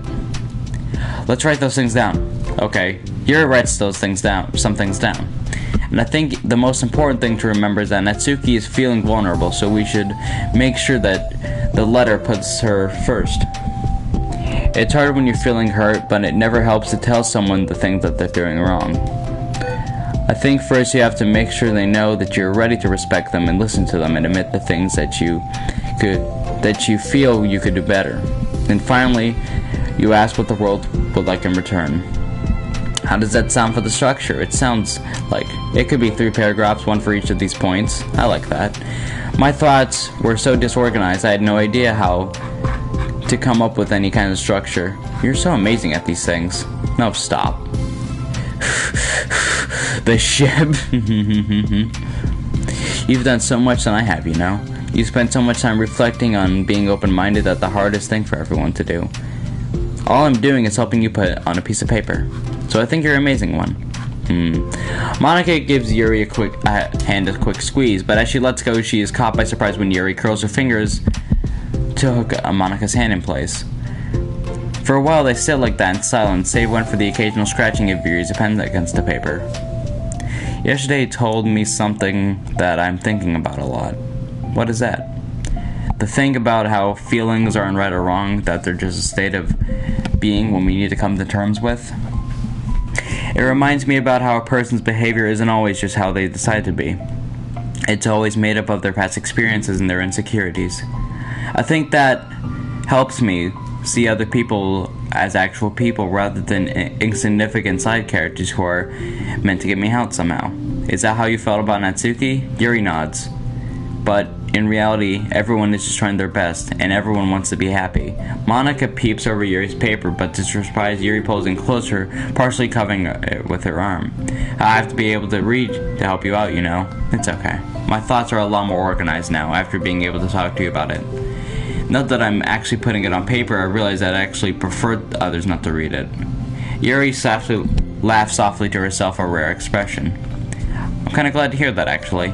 I somehow keep finding ways to butt into this whole thing. I've done enough damage, haha. But it's also been so wonderful talking about this. I mean, I always thought you were really smart, but Yuri smiles. I will always be terrible at these things. People are just so incomprehensible to me. I'll never get the hang of being one. Haha. But listening to you has really helped me make sense of some things. But don't call it damage, please. Monica gives Yuri a gentle smile. I can't believe I came to this club looking for fantasy geeks. All I got was real friends who value me. Is that a joke? Of course it is. Haha, I still can't tell with you. Sorry. No, I love it. Please never change. As you wish. Yuri glances on the clock. We're almost out of time. Will you be able to finish? Before the end of the day, probably. But I don't want to come to the club the same day that Natsuki reads it. I'm too shy. I can give it to her instead if you like. Yuri nods. As long as you promise not to read it.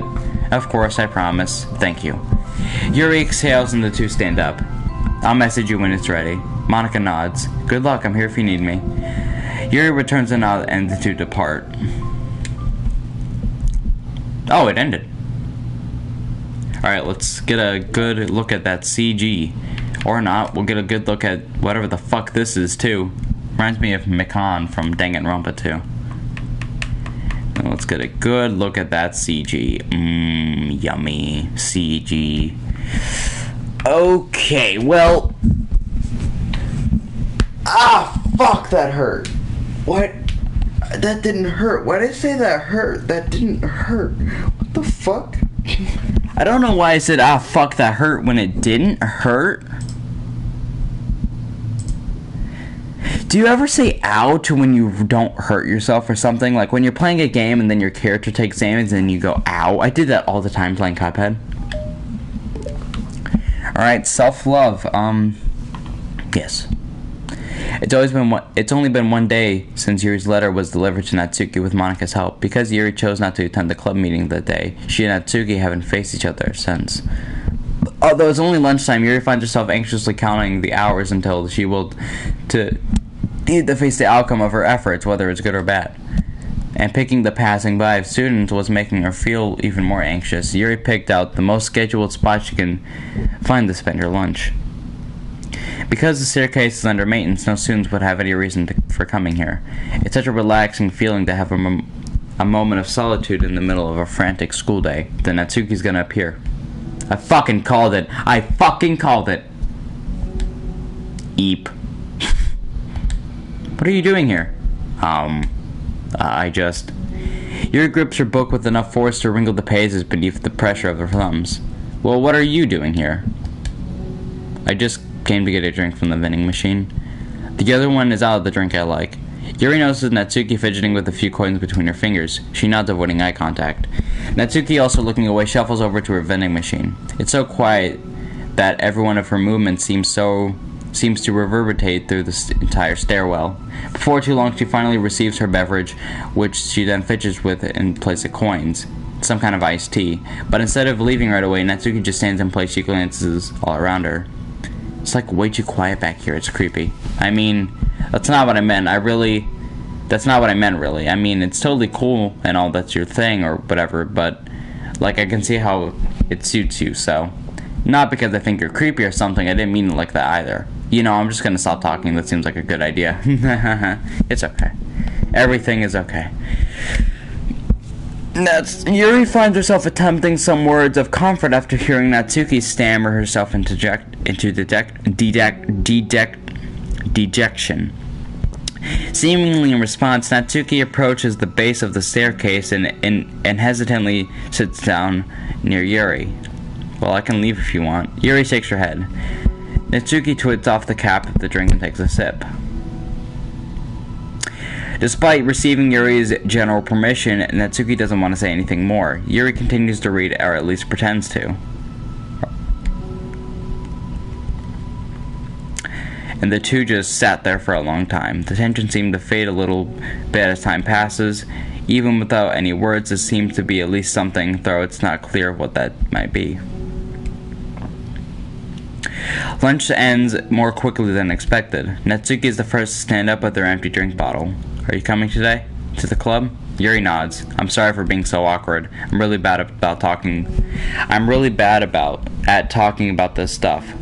I just can't for some reason, I don't know why. But I want to eventually. There's no rush. I promise. Thanks. Fuck, I love this game.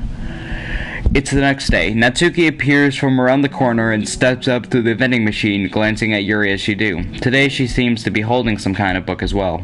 Oh, you're here again. Well, I just came to read this because there aren't any other good people. Because there aren't any people around here. Oh, I thought you didn't like how quiet it was. Well, I don't, but there's no people around here. I see. Natsuki sits down. The mood feels much better today than it did yesterday. After yesterday's lunch and the club meeting that followed, Natsuki and Yuri are beginning to feel more relaxed around each other again. Although Yuri's letter is still lingering in the back of Natsuki's mind as she continues to detour around it. But it's okay that I'm here? Yeah, I don't care. I mostly just don't feel like dealing with this crap. I get from my friends about it. Especially since they all assumed I stopped reading manga after I joined the literature club. Not that I'm trying to hide it from them exactly, but I don't want to come up again now after I've waited so long for this new volume to come out. Literally months at this point. You don't have other friends who are into manga? No, useless not unless online friends count. And say, alright, but that's different because she's not exactly into it, she just likes it. And you know what I mean. Honestly, you're lucky that the books you're into at least look like books, so you don't have to feel like anyone is constantly judging you for what you're reading. That would be awful. Especially since I already hate attention so much. What the fuck? Well, it's a good thing I have thick skin, I guess. By the way, I would totally recommend finding some friends online if you haven't already. If you're like me and have no one to share your hobbies with... Oh, I have online friends. Since middle school, actually, I was especially desperate back then. It's somewhat embarrassing to reminisce about those days. Sometimes I feel like me and a few years ago would have benefited from a good smack across the face. Oh, whatever. We were just all stupid kids back then anyways. Some fanfics are real, thank God I used a pseudonym. But I liked it at the time and I got a lot of fulfillment out of it. And plus I can look back and say with confidence that I've become a better person since then. So I don't think I would change anything. I wonder if a few years ago now we think the same things of our current selves. Yeah, probably. That doesn't make you uncomfortable?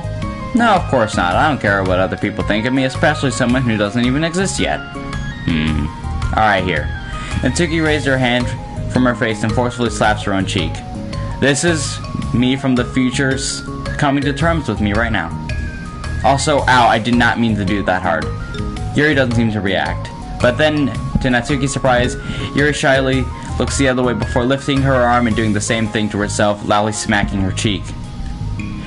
She turns red and stares into her lap, and is unable to hide a smile, all as though she thought it was a funny joke. Oh, that's what I'm talking about. I didn't know you had it in you. Also, I just want to mention, I don't think there's any new sprites in this game for the characters. I thought that they mentioned that there would be, but I think that may be new, but that doesn't look new. I don't even know why I did that. Maybe I thought it would be funny. Sorry, I keep distracting you. You said you were looking forward to reading, but I keep going on about this nonsense. I'll let you do your reading. Alright. Yeah, I guess I'll do that then. The conversation quickly ends with Natsuki opening, and Natsuki opens her book. The two read silently for the remainder of the lunch hour, but the whole time Yuri feels distracted by the twist of regret over having abruptly forced the end of their conversation.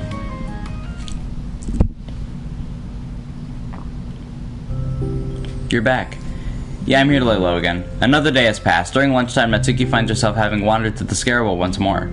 Hey, did you buy that? Natsuki quickly notices a bottle of iced tea on the staircase where she normally sits. Yuri nods, avoiding eye contact. What, like for me? But you didn't know I was coming here today. What if I didn't show up? Well, I would have drank it myself, I guess. It was a stupid thing to do. No, it wasn't stupid. I just thought, never mind. What I meant to say is thank you, and that's a really nice gesture. It's okay if you don't feel that way. I do. It was the other things that I didn't mean. I swear, please believe me. Yuri pauses and nods. Thinking is hard. I get it wrong a lot too, so I believe you. Natsuki exhales in relief. She then sits down next to Yuri and takes a drink. Knowing Yuri, she was probably overthinking it so much that Natsuki tepid response filled her with self-doubt. I'll do something nice for you next time. I'll be nice eventually. Please don't feel obligated. I want to. I want to do nice things to do. Ooh, the fuck. Okay, Nathaniel Bandy. Ooh. Ooh. Can you hear the thunder? Finally got a music video. Woo! Okay, thank you. You can thank me after I figure out how to do something nice. I'll do it then too. Natsuki sighs. Nothing. I just reminded how I haven't been getting along with my friends lately. Is that why you've been coming here? Well, no, not exactly. I haven't been avoiding them on purpose or anything. They're just other things that I'd rather be doing during lunch lately. I like being around them when we're just having fun, but they also can't take anything seriously. So when I'm, I don't know, feeling serious, and their attitude just really gets on my nerves. It's only gotten worse ever since I joined the literature club. How come? I don't know. I just feel like I feel like I used to be really good with putting up with it because it would be so stupid to cause drama over a joke I didn't like or something. But I just have a hard time doing that lately. But it's my fault for being overly sensitive. If I have a problem, I'm not gonna demand everyone around me to change. Fucking Twitter! Twitter, pay attention to Natsuki. Just because you're overly sensitive, don't make everyone fucking change about it. Especially with those fucking tone indicator things. I don't like those things. My reason is, it comes off as just annoying to me. And I've never seen a tone-deaf person on Twitter in my fucking life. I've been on Twitter for like 2-3 years, and I've never seen a tone-deaf user on Twitter. Not at all. But, yeah, I know. Monica and Sayori really don't agree with that kind of thing.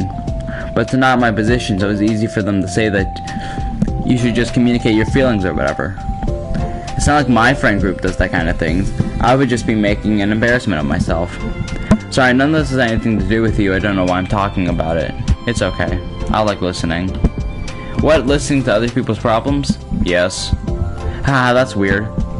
Sorry. I just like learning about people. Do you think it's weird? No, that's not weird. I probably just misunderstood it, so I don't know. Does that mean I should keep going? If you'd like. Okay. Well, I don't know what to talk about now. What are some things you like about your friends? A lot of things. I mean, they're really fun to hang out with, like after school and on the weekends. And they really like my baking. And it's fun to complain about schools together. They make me laugh a lot, and we have a lot of good memories and inside jokes. Oh. I'm bad at a lot of those things. So, all those things are important to you? Well, kind of, but they're not the things I need to get out of everybody. Everyone in the club is really different from that, and I'm still friends with them too. Well, Sayori really likes your baking, and she makes you laugh, and complains a lot. Doesn't mean she's anything like my other friends. Well, unlike them, she's a nice person who cares about your feelings. Excuse me? How about you don't talk that way about my friends that you don't know anything about? Natsuki stands up. No, wait! Let me itch my balls. I'm sorry, I didn't mean it. I didn't want to say something bad. Please don't leave. Natsuki sighs and shakes her head. It's fine. As long as you understand that you can't judge people like that. I'm sorry. Natsuki sits back down. You can't just compare friends like that. Like, measure who's better than who. Everyone's different. I'm sorry. I just don't like people who want to hurt you. A moment of silence changes between them. Hey, don't be. They don't want to hurt me. We just like to tease each other about stupid things. It's fun. I don't like that. Well, that's why I'm friends with them, and you're not. You like it? Just don't worry so much about me. It's not worth it. I'm sorry. Jesus fuck, I swear to God. She said, like, sorry. She said, I'm sorry 4 times within, like, the past, like, 20 sentences. Or, like, lines. I wish I knew how to be social. I wish I knew how to help with social conflicts, like how Monica can. She's good at those things. Not really. Also, I don't always want help. Sometimes it's just stuff I have to deal with myself. That's what Monica and Sayori never seem to understand. Oh, fuck, why did I stretch so much? I'm so fucking tired. I've been up for like 2 hours. Hello, VX. I'm on the self-love side story, so this is like the last 2. And after this, I should be getting the platinum for the game, actually. That's what Monica and Sayori never seem to understand. Sometimes all you do is look at them wrong, and they're like, oh, what's wrong? Is everything okay? I just want to mind my own business, and sometimes I decide to myself, I want to talk about those things. The only one who understands that is you. Did you see the SCP-304? I am, unfortunately, not a fan of the SCP Foundation thing. Or Monica. Is Monica now a canonical SCP or something? I never got into, like, the SCP stuff. I don't know why. Like, I'm a fan of horror and shit. Like, I love Doki Doki Literature Club. I love horror movies. I've seen literally, like, on point, 200 horror movies. Like, I love horror, but there was just something about the SCP Foundation that, I don't know, it never interested me. So you really shouldn't be so hard on yourself. You're not as bad as you think. Though, you don't need to reassure me or anything. I mean that. Plus, it makes sense that someone who doesn't talk a lot would be a good listener. Did I see what? What are you yelling at me for? What did I see? Thank you. You're so nice. I didn't see anything. I don't keep tabs on SCP. I don't know. Is Monica fucking SCP now? It's really hard for me. It doesn't come naturally at all. It's so weird because I always thought of myself as someone who can just say whatever's on my mind. But I feel like that only works when I'm annoyed or upset, or I want to say something mean. Why am I like that? You don't have to answer that. I'm just talking to myself. Yuri nods and remains silent. Natsuki noticed her fidgeting with the pages of her book. How come you like reading so much? Oh, well, a lot of reasons. But I get sucked into here so easily. It's so immersive, like I want to be a part of it. I think there are a lot of things about people in real life that make me feel uncomfortable and frustrated. Especially when it comes to following social conventions and group interactions. I just don't really understand it and I have no real desire to participate. But it's different with books. It's like I always want to be around the characters. I feel such a strong emotional connection with them in ways that I never felt with real people. So in a way, it can sometimes feel more real than real life. The SCP-304 looks like an anime girl, green eyes, etc. Let me search it up. SCP-304.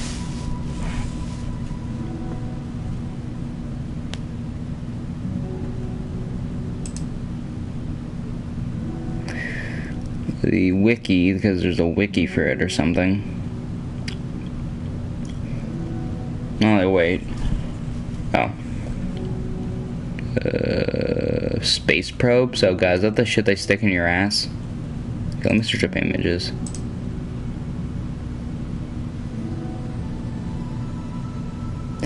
You know, I don't know if I didn't search it up correctly, but, I'm not getting any anime girls. Really?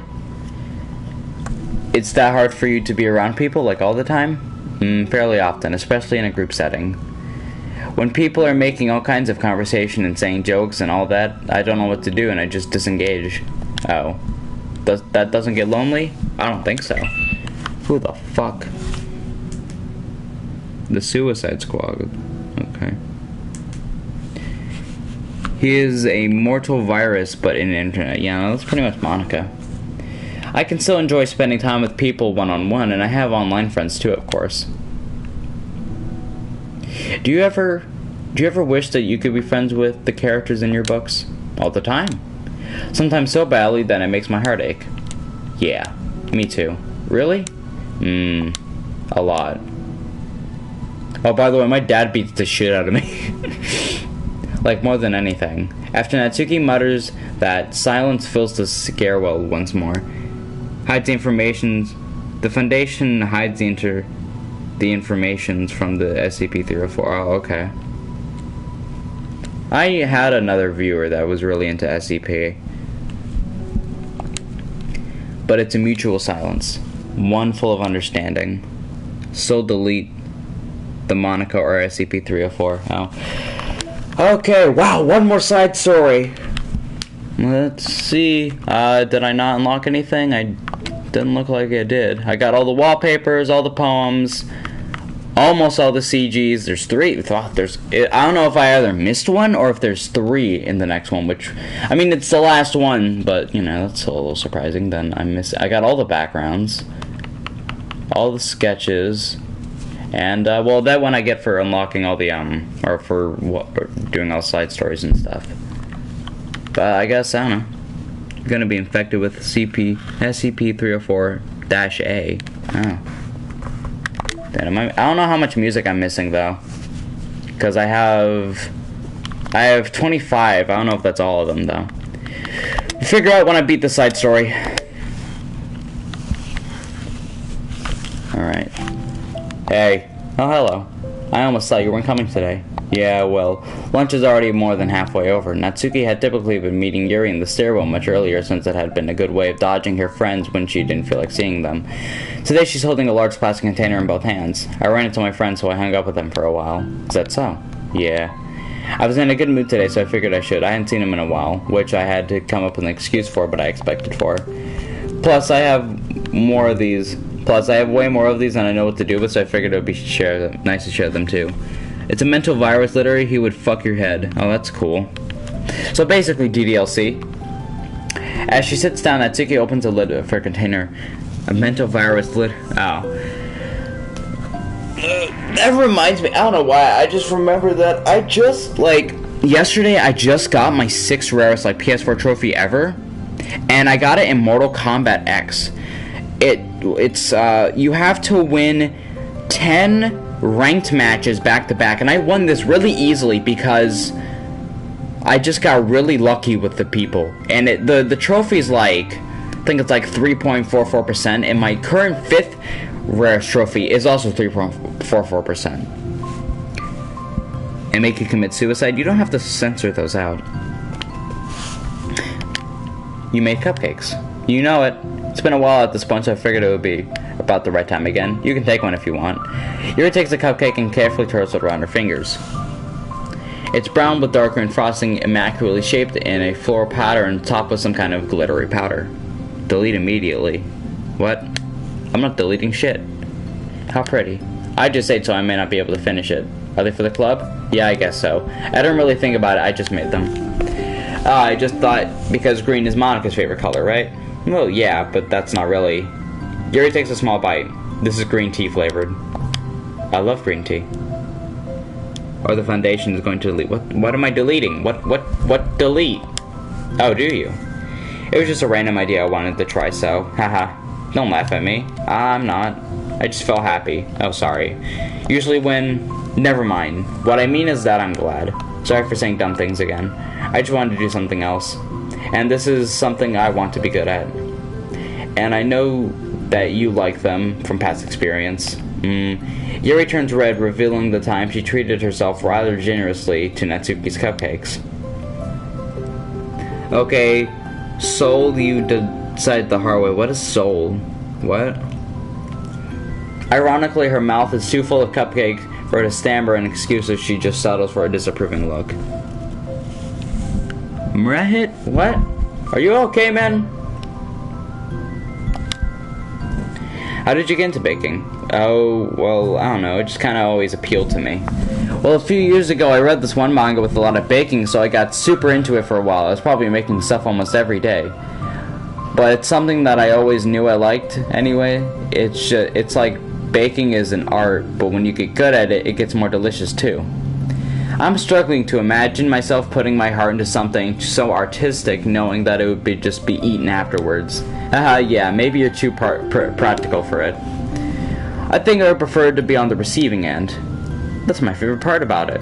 It's something I can do that makes a lot of people happy, like unconditionally.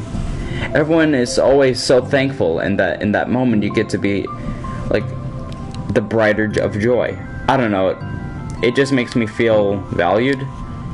Yeah, I guess that. If you died, the foundation is going to literally delete you. Very cool. So, are you able to make up with your friends today? There wasn't anything to make them up about. We weren't fighting or anything. You weren't? Maybe I misunderstood. It only turns into a fight if I lose my cool, and that's just unnecessary drama. It only makes things worse. So, they're not going to stop?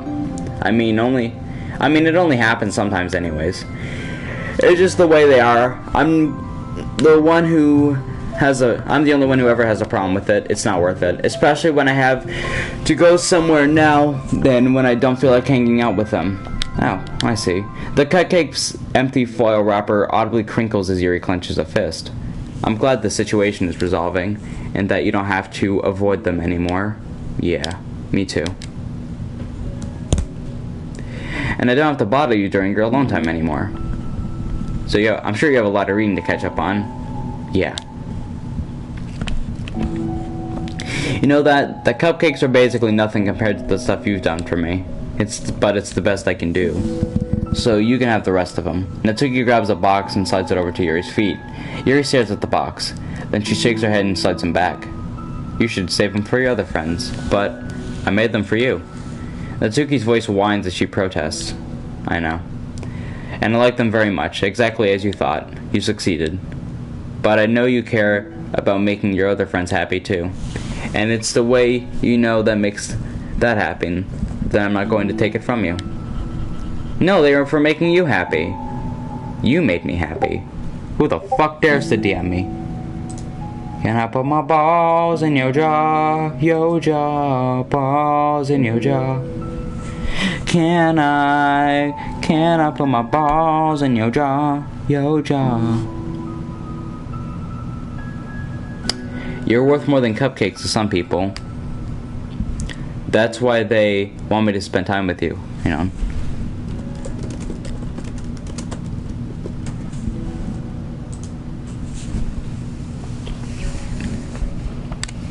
And be your friend. Without warning, tears pour from Natsuki's eyes. She pulls her knees to her chest and starts sobbing into her arms. Natsuki, I'm such a bad person. Yuri stammers, feeling panicked. I didn't mean to say something bad. Natsuki shakes her head and wipes her eyes. You didn't. Natsuki tries to choke back her sobs, but struggles to speak through them. I just really hate myself sometimes, and it feels so wrong when you say those nice things to me. Like I don't deserve it. I'm sorry. No, I am. I'm so difficult. And I can't think of even a single thing about myself that someone would like. And I hate myself for bothering you during lunch. I just thought it was my chance to be a good person, like do nice things and do the things you wrote about in the letter. If I knew I tried in the club, Sarah and Monica would be super annoying and make a huge deal out of it, you know? I think about a lot of those negative things to myself. I never feel like a good person. I always scrutinize everything I say, and later I feel like I said all the wrong things. And I just spend so much time thinking about myself, hating myself, and feeling like everyone else must hate me too. So I understand some of that through my own experience, and that's why I wanted to write the letter and express my feelings.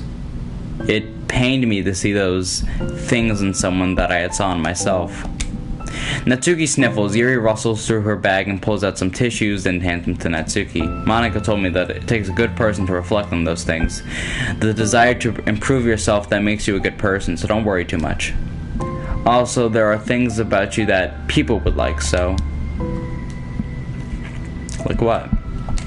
Like how you're fun for people to be around, and you're not shy, and you know how to make people laugh, and you're very passionate about things, and you would know how to take the lead, and you care a lot about other people, and just a lot of things. Oh. Well, now you're making me feel really embarrassed. Well, you're the one who asked. And you don't think I feel embarrassed? Natsuki tries to hide a smile, then she sighs at it fades again. Every time I come here, I always think it's the last time. When I keep coming back, but then I keep coming back for some reason. Is that bad? Just really confusing. I mean, my friends and I go way back, so ditching them all at the time feels like, I don't know. Feels like what? Natsuki's voice gets quiet. Maybe I'm scared that they'll get mad at me. I don't really know what to do.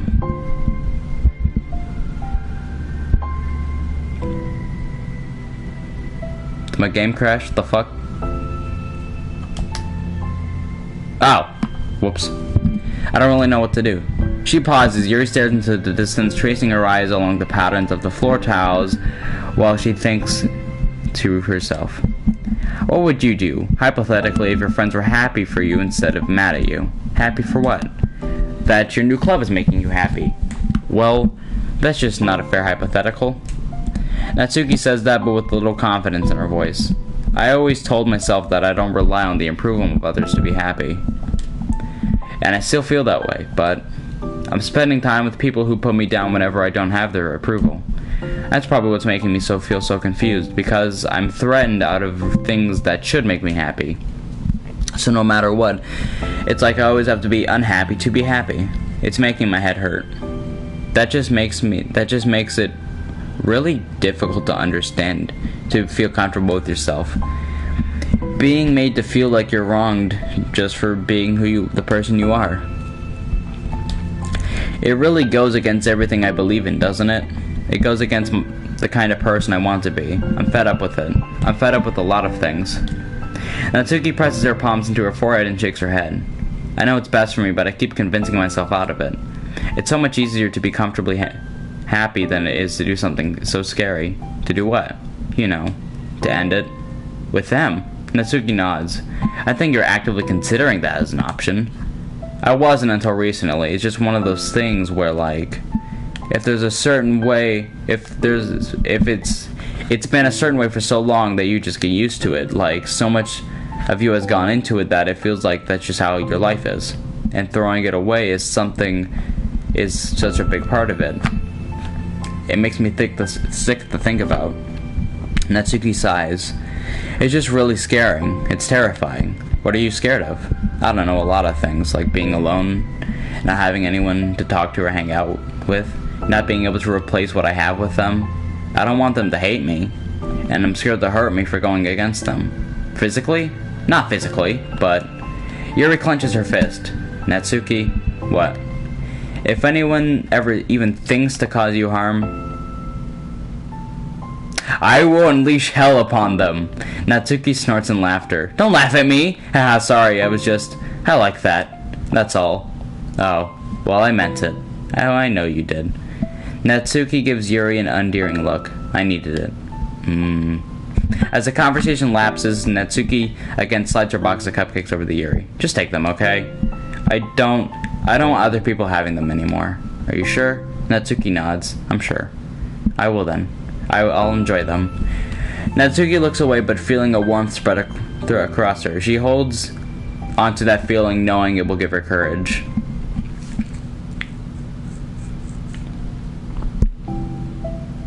I swear to God, if I had to see this background one more fucking time. I like this background and all, but Jesus fucking Christ! Oh, my back. Ow, ooh, what the fuck is that? Hello, what the fuck? Natsuki? Natsuki from the popular visual novel physiological horror game Doki Doki Literature Club inside of my chat. What the fuck?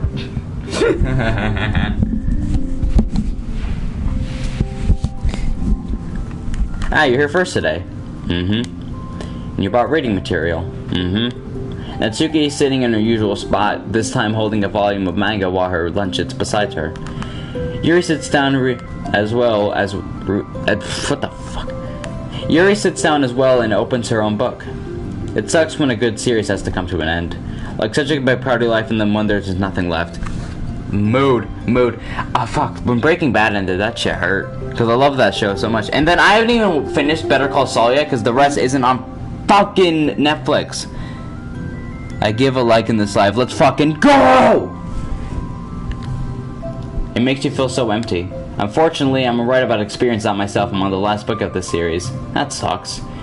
But there's something so satisfying about letting a story conclude. I don't know if I want it to go on forever.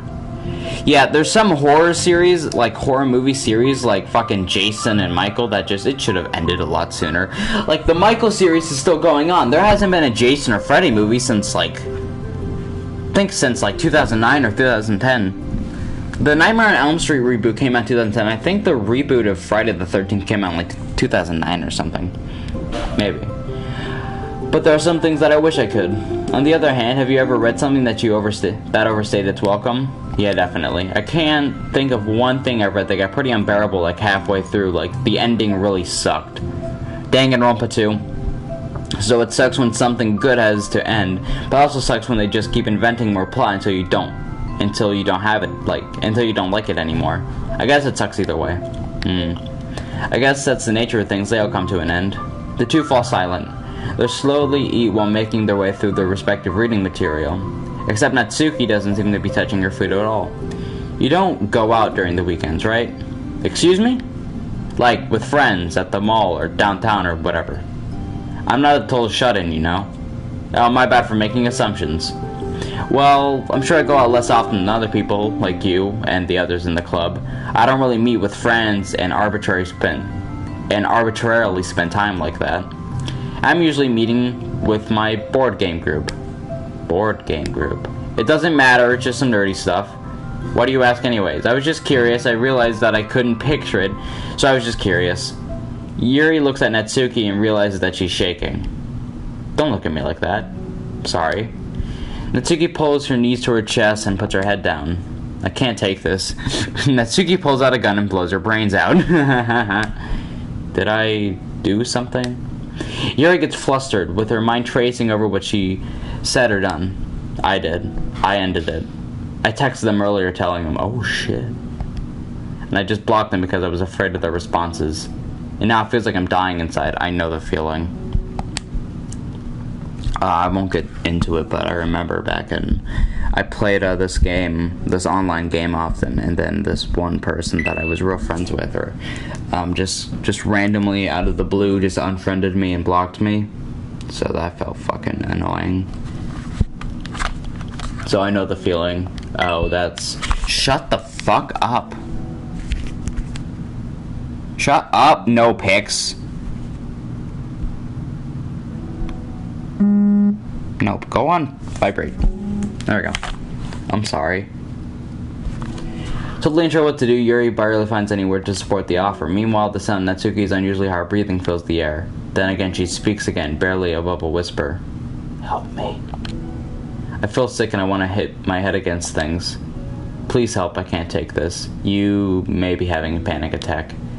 With that realization, Yuri's demeanor suddenly changes. I have experiences with this, I'll help you get through it, okay? Natsuki meekly nods to her at rapid breath. Head is still buried in her knees. Yuri slides herself over to Natsuki and sits on the step behind her. She then puts her hands on Natsuki's shoulders. Can you feel my hands? Natsuki nods. Her shaking becomes much more apparent through Yuri's sense of touch. Yuri's voice keeps low and gentle. You're safe right now. You're in a good and safe place where nothing can hurt you. Natsuki nods once more. Although Yuri is only touching Natsuki's shoulders, she can practically feel her racing pulse through the base of her neck. We'll do a breathing exercise together. All you have to do is listen to my breaths and breathe along with me. Let's breathe in now. Yuri takes a deep, slow breath. Beneath her hands, she feels Natsuki's shoulders rise, and Natsuki takes a breath of her own, trying to mimic Yuri. They exhale together, though Natsuki's breath shakes on the way out. That's good, let's keep it going. Yuri breathes in once more, and Natsuki joins her. They continue on that for a few more cycles while Yuri closely monitors. Eventually, Yuri feels Natsuki's rest one more of her weight into Yuri's palms. Let's focus on the physical world. All you have to do is focus on the feeling of your breaths going in and out. All of your weight on my hand on your shoulders. You're in a safe and comfortable physical space. Minutes pass in silence. By now the worst of it has passed, but Yuri's determined to not move away until Natsuki prompts her to. Meanwhile, Natsuki has lifted her head off her knees and breathing has mostly steadied. Then she has taken a final breath and slowly puts herself to her feet, causing Yuri to let go. Yuri stretches her arms. I'm sorry, I didn't mean to freak out. I don't know what my deal was. You don't have to apologize. This must be enormously stressful for you. Is that going to keep happening? It may or it may not. We can take measures to help prevent it in the future, but I think it will naturally get better over time. Natsuki motions to sit back down again, so Yuri moves closer. Yuri moves away to pick up her open book from the dusty floor, which had hastily been set down earlier. She brushes the dust off the cover. I don't think I could have gotten through that alone. You're not alone. Feeling shy again, Yuri speaks into her lap. From now on, you don't have to do anything alone. As she says that, Yuri tenses up. It's rare for her to so openly share her thoughts, but something about Natsuki, of all people, makes it feel so much more natural to do so. Perhaps, like Yuri, Natsuki is so timid and uncertain of herself. Natsuki does such a good job at hiding that it's taken a long time for Yuri to finally realize it. And because of that, Yuri is able to deliver the reassurance that she herself would have wanted, demonstrating that you deserve to love the love of others. If you can accept that for the first time, then perhaps you can begin the tutumous journey of learning how to love yourself. Oh, fuck! Do you really mean that? You're probably going to regret saying that if you do. How so? Because I'm probably just going to have a lot of free time during the weekends from now on. So you're giving me permission to be as annoying as I want and drag you around to a lot of places. I see. But you already said it, so you can't take it back now. Ah, fuck. Well, I suppose I have no choice but to accept the responsibility, then. I know a good ice cream place. Oh? That means you'll finally figure out my favorite ice cream flavor. Huh? What are you talking about? Oh, you don't remember? The first day I met you came to the club, you guessed everyone's favorite ice cream flavor. But for me, you said you had no idea. Seriously? I don't remember that at all. Oh wait, yes I do. I said it was probably green tea. Yuri shakes her head. It's a good guess, but my favorite is usually to get chocolate or a raspberry together. Chocolate and raspberry? How fancy? How is that fancy? I don't know. It feels like I could have guessed something like that. Well, maybe next time I try chocolate and strawberry. Hey, strawberry is my favorite. What a coincidence. I think it helps to have something to look forward to. I still have the sick feeling in my stomach, but it's easier now to convince myself that I did the right thing. Is there anything better I could be doing? Not that I know of. There's nothing that will make this easy for me. And you already did that more than I thought anyone would. Come to think of it, we never talked about the letter you wrote. But I feel like we're way past that at this point. I don't even know what to talk about. Except that I think it helped me understand my feelings, my needs a little better. The way I like to be treated. And the kinds of friends that I want to have. That's why I want to start coming here in the first place, even though I was so scared of causing more problems. I thought it was a coincidence that you ran into me here initially. Oh, well, not exactly. What do you mean? Nothing. I may have tracked you down first, with the help of Sayori. But you said, I was shy, okay? I wasn't ready to whatever, you know what I'm saying. Well, I guess I'm glad you worked up the courage, even if it was in your own way. I can tell that you would have been making a lot of difficult decisions. It's brave, and it will make things better in the long run. I think anyone will be proud of you for it. Anyone? Yay, my dad won't beat me now. You mean like you? Yes, like me. You know, I could get used to this, as long as you don't tense me too much. Fine. Just a little then. Fuck. That's fine. You know how certain everything feels to you right now? But I really do think that good things are in store. Those are my honest feelings. Thanks. It feels nice to be reassured. The two girls continued their conversation through the remainder of lunch. But a new feeling hangs in the air, a feeling of greater certainty in their path forward. In just a few hours, there will be another Literature Club meeting where the four members will happily spend time together. Each of them, all with their personal qualities, have something unique that they can deliver to one another. So the friendship of literature, the club, will continue and grow and find new happiness together. The end of each chapter is the start of the new next. Yuri thinks to herself, since she's about to finish her long-running series, it would be great to have a new book lined up. Perhaps this weekend will be a great time to visit the bookstore. Together.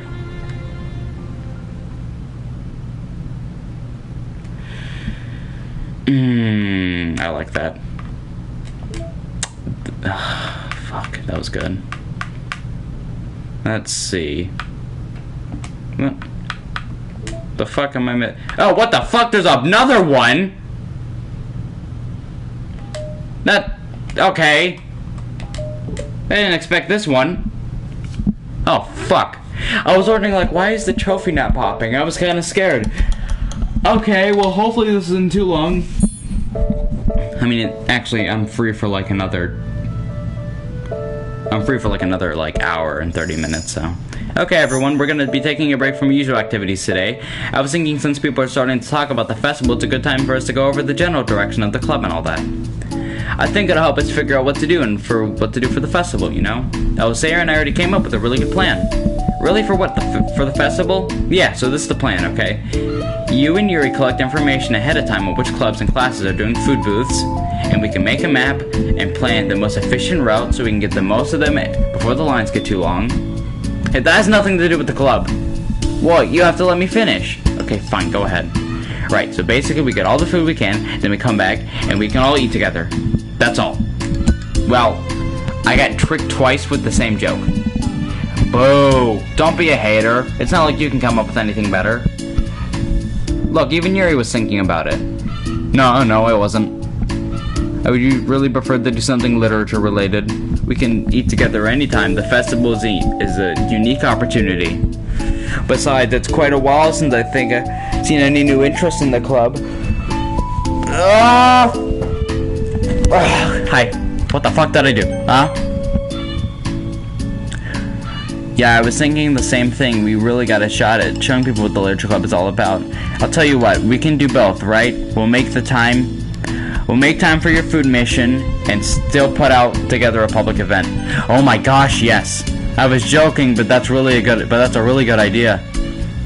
Well, I'm glad that's settled. I think the question is how to come up with an event that demonstrates everything you can get out of the literature club. Well, that's kind of tough, because everyone gets something different out of the club. Okay, how about this? Let's go around and each of us talk about what we've gotten out of the club so far. That can really help to figure out what kind of reputation we want to build. Yeah, that's too embarrassing. But you have so much to talk about. That's exactly why. I'm sure Natsuki feels the same way. Well, maybe, but I didn't plan on arguing against it or something. I mean, it's a literature club. We talk about that stuff together, right? And the only way to get more comfortable with it is to suck it up and do it. Oh. You're not wrong. I'm sorry for being restrained. Resident? I don't know. It's not good to say to suck it up, but it sounds like their feelings don't matter. Alright, my bad. It's just a habit I need to break. Well, anyways, who's gonna start? I'll start. I was the first to join after all. Haha, wouldn't that be me? No, I wanna go first. Fine, you can start. I don't mind. Yay! So, gosh, I feel like so long ago. I think I joined when I wanted to have fun sharing poems with people. It seemed like it would be a safe way to express myself, you know? Life is like if it's just a poem, then I can share it without feeling like I'm burdening anyone with my problems. And I thought it would be a really good way to know people too, or get to know people too. So yeah, I was really surprised when I walked in, and it was just Monica. And she was sleeping. Don't remind me of that.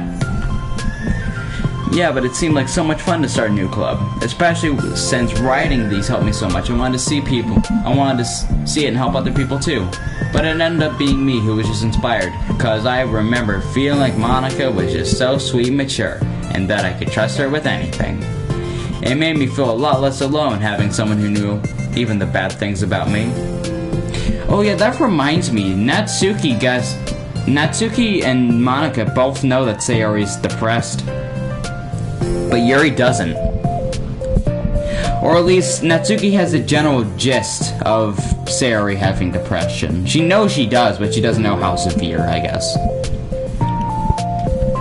Yeah, I felt that the same way. It really helped me give the club a more cohesive vision. Yeah, and then Yuri joined, but she was so different from us, and Natsuki too. I think for Yuri, it really helped me take the lead before she was able to open up a little. But Natsuki was kind of the opposite, where she wasn't ready to get really close to someone really quickly. I never thought that about that sort of thing. I really feel like I've gotten better at understanding people's different needs. And that makes me really happy, because my friends are just the most important thing to me. And whatever new members we get, I want to help them in those ways too. I don't know if we have continued coming to the club. I don't know if I would have continued coming to the club if it weren't for you. Really? I know it wasn't too long ago, but it hurts to think about my behavior back then. I was so short-sighted. The only reason I came was to find others who were into fantasy. I suppose that was my idea of making friends with new people. And then I remember I remember feeling uncomfortable because you and I have such different energy. I had such a specific idea that the person I could be friends with, so tried so hard to get to know me, it felt like I was just wasting her time. I think I was so naive to assume that similar interests were the key component of friendship. Sayori and I were able to be friends because she always thinks about the needs of other people. That's something I never knew how to do or even thought to do. But I stayed in the club thanks to that. And I started trying as hard as I could to understand people better. You really went above and beyond when it came to that, and I was super impressed. Well, I always hated that. I didn't know how to behave like a person who's easily liked by others. Like the two you can. Ugh.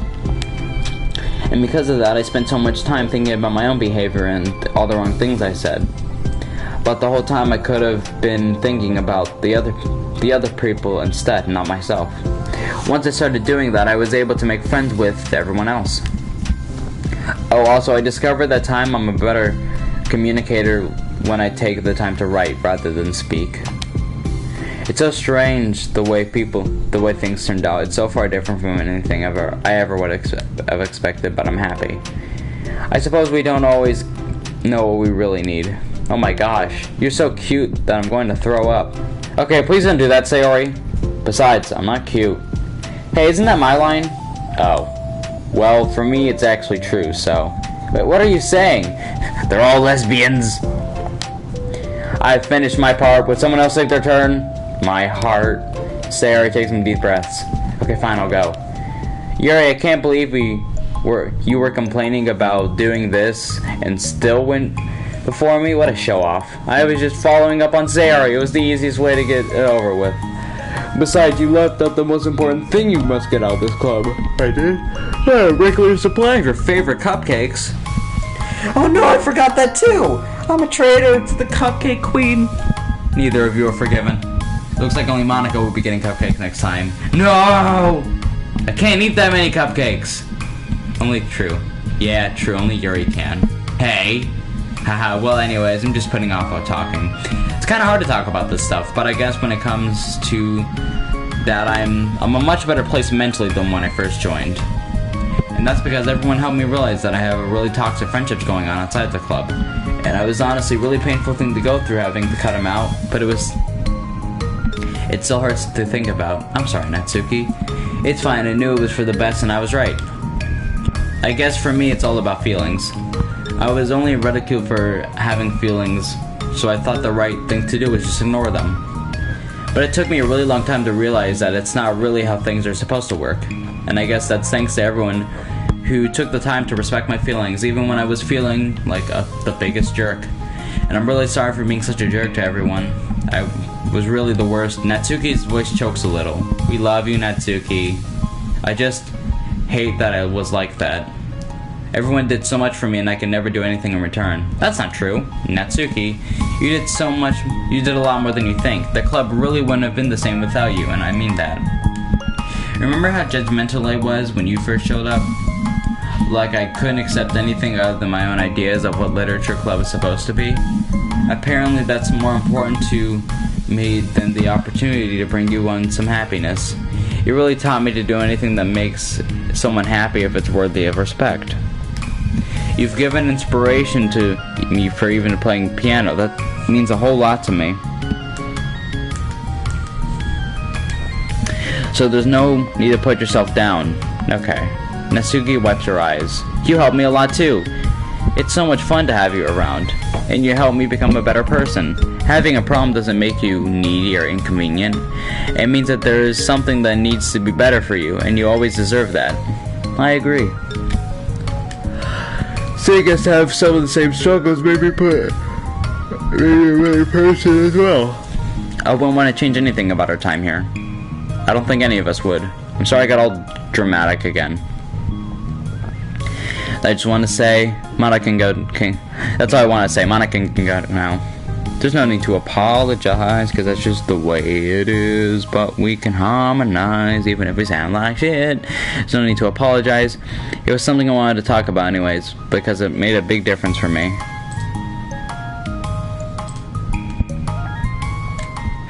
I was always such a strict perfectionist who never took enough time to believe in the best of other people. But everyone kept proving me wrong, and I made the mistakes multiple times thinking that my way was the best for everyone, or thinking that I needed to solve other people's problems. But I think being a leader means that you have to acknowledge that you're not perfect, and the best thing you can do is to help guide people rather than to do everything for them. We're all good people, we're all equals. I think that it's the most important thing I've gotten out of the club, realizing what it really means. Sayori, what are you doing? I just thought that we should be writing some of these things down. things that are valuable to us. With a piece of chalk in our hand, Sarah writes down the word trust on the chalkboard. This is because you show me that I could trust you with everything about me. Not just my good side, but my severe depression. I'm gonna go kill myself now. Suddenly, Yuri takes a piece of chalk as well. She writes understanding. I owe a lot of gratitude to everyone who took the time to understand me, even if it was just so difficult for me to express myself. In that case, Monica takes a piece of the chalk as well and writes the word respect.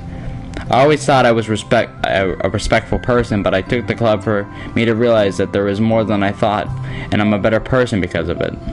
I have another one. Sarah writes balance. Sometimes people want different things out of a friendship, or they need time before they're ready to become close. So it's important to keep things balanced between you and the other person. That reminds me, Yuri writes reflection. I've always been a reflective person, but most of it has been nothing to do than hating myself for all the things I thought I did wrong. Once I started reflecting on other people, and not just myself, a lot of things changed for me. So I think that's what's most important for me. That's great, we all have a lot of things now. Suddenly, everyone turns to Natsuki. Well, everyone took the chalk. Don't look at me like that, jeez. You could have asked. Monica hands her piece of chalk to Natsuki. Then Natsuki writes self-love. I don't know how far I've gotten with it yet, but it feels like things are at least on the right track. So there, that's my contribution. Together, everyone stares at the words on the chalk, on the board. Wasn't this club supposed to be about literature? It is. We still do a lot of literature. Friendship and literature. Yeah, you're right. Friendship and literature. Natsuki and Yuri gently nod as well. Hey, let's all take a picture together. We don't have one, right? We don't have one yet, right? Hey, you're right. Make sure you send it to me right after. Can I brush my hair first or something? Oh, you're fine. You already have the best hair out of all of us. Everyone get together. I can't fit you all in. Okay. Okay, everyone ready? And click!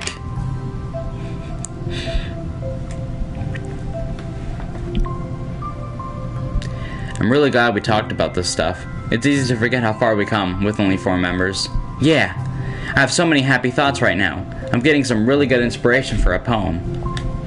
You know, I feel the same way. I kind of want to get some writing done. Me too. I think I would like that as well. Everyone's looking at me again! I'll do it too, but I might not like sharing it. That's okay. The 4 members of the literature club disperse and quickly return to their desk, which each equipping themselves with a pen. Natsuki and Yuri give each other a quick glance and then start writing immediately. Sayuri stretches and does the same, but Monica is left trapping her pen against the paper, unsure of where to start. Just move your hand. Monica mouths to herself. Right of the way into your heart. Her mind is full of thoughts, memories, and inspiration. Monica navigates past her mental barriers and begins to write. It doesn't matter what, just that it's something new. The fuck? The fuck?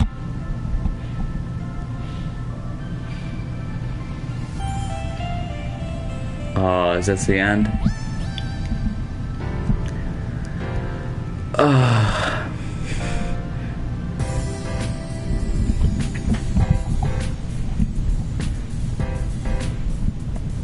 Fucking certified hood classic.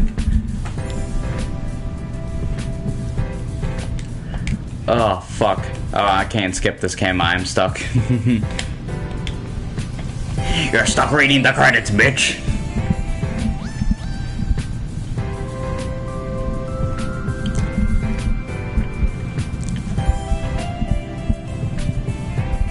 I'm kinda glad my webcam isn't blocking any of the names and shit, because I was afraid that it would.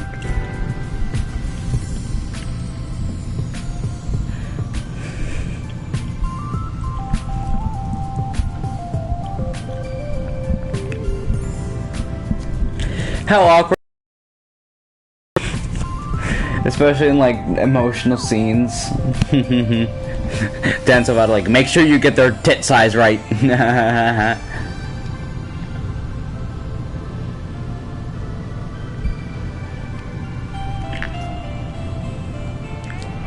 Professional service, what the fuck does that mean?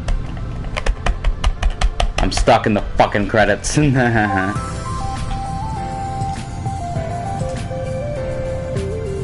You're reading the credits, bitch.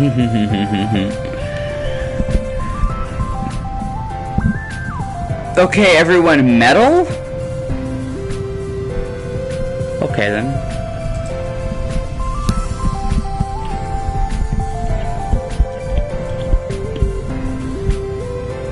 Console porting. Yeah, that's nice. Thank you for porting this to PS4. Thank you, dear player, for enjoying our story of friendship and literature.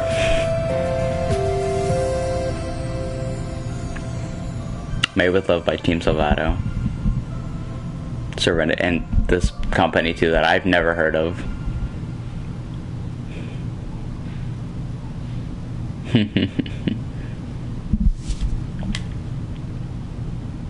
Aw, sadly my webcam's blocking Yuri.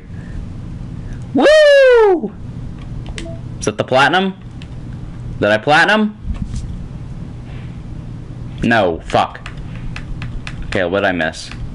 Let's see, I have... Oh, what's this? Oh, they have a, Okay, what am I missing? Got all the secrets, got all the backgrounds, all the sketches. Do I have to look at it all? So it celebrates Monica in 2019. Oh, there must be music I'm missing. Okay, let's see. Alright, let's get this platinum on stream, boys. See, I got 26. See, yep, I have to achieve 100% data completion. I must be missing something. Alright, let's get this platinum on stream, fellas. I have to search it. I have to go on PSN profiles real quick. Let's see, let's get this done before the hour, because I don't know how long this is going to take. Getting the extra. Like, I don't know. Because I thought, like, do I have to listen to all of it? Which could take a while. Sorry about that. Let me go on Do Not Disturb.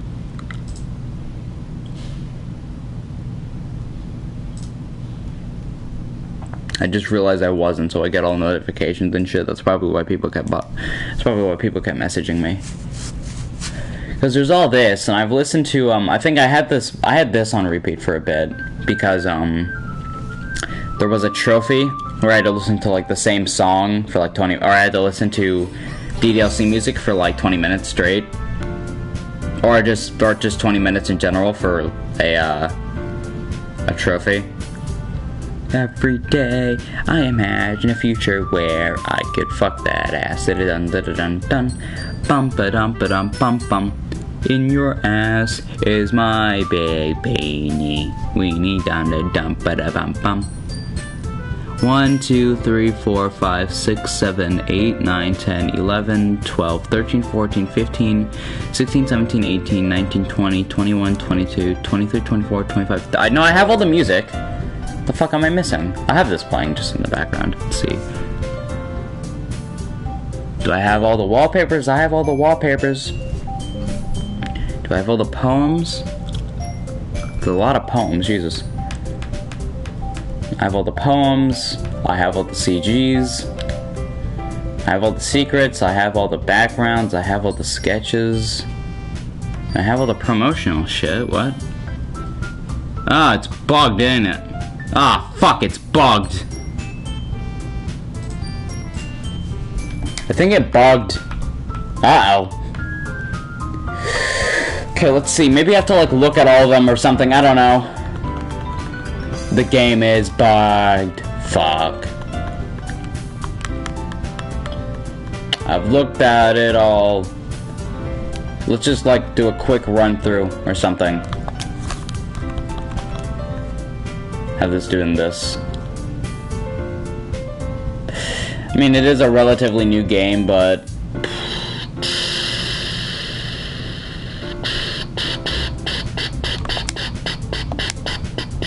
Do I have to look at all the mail? Is that important? Kill me, please. This fucking trophy will not pop. Doom, doom. Bum, ba, dum, ba, da. Oh. Very cool, Dan Salvato. Okay, Breakthrough Trophy. Breakthrough Trophy DDLC Plus.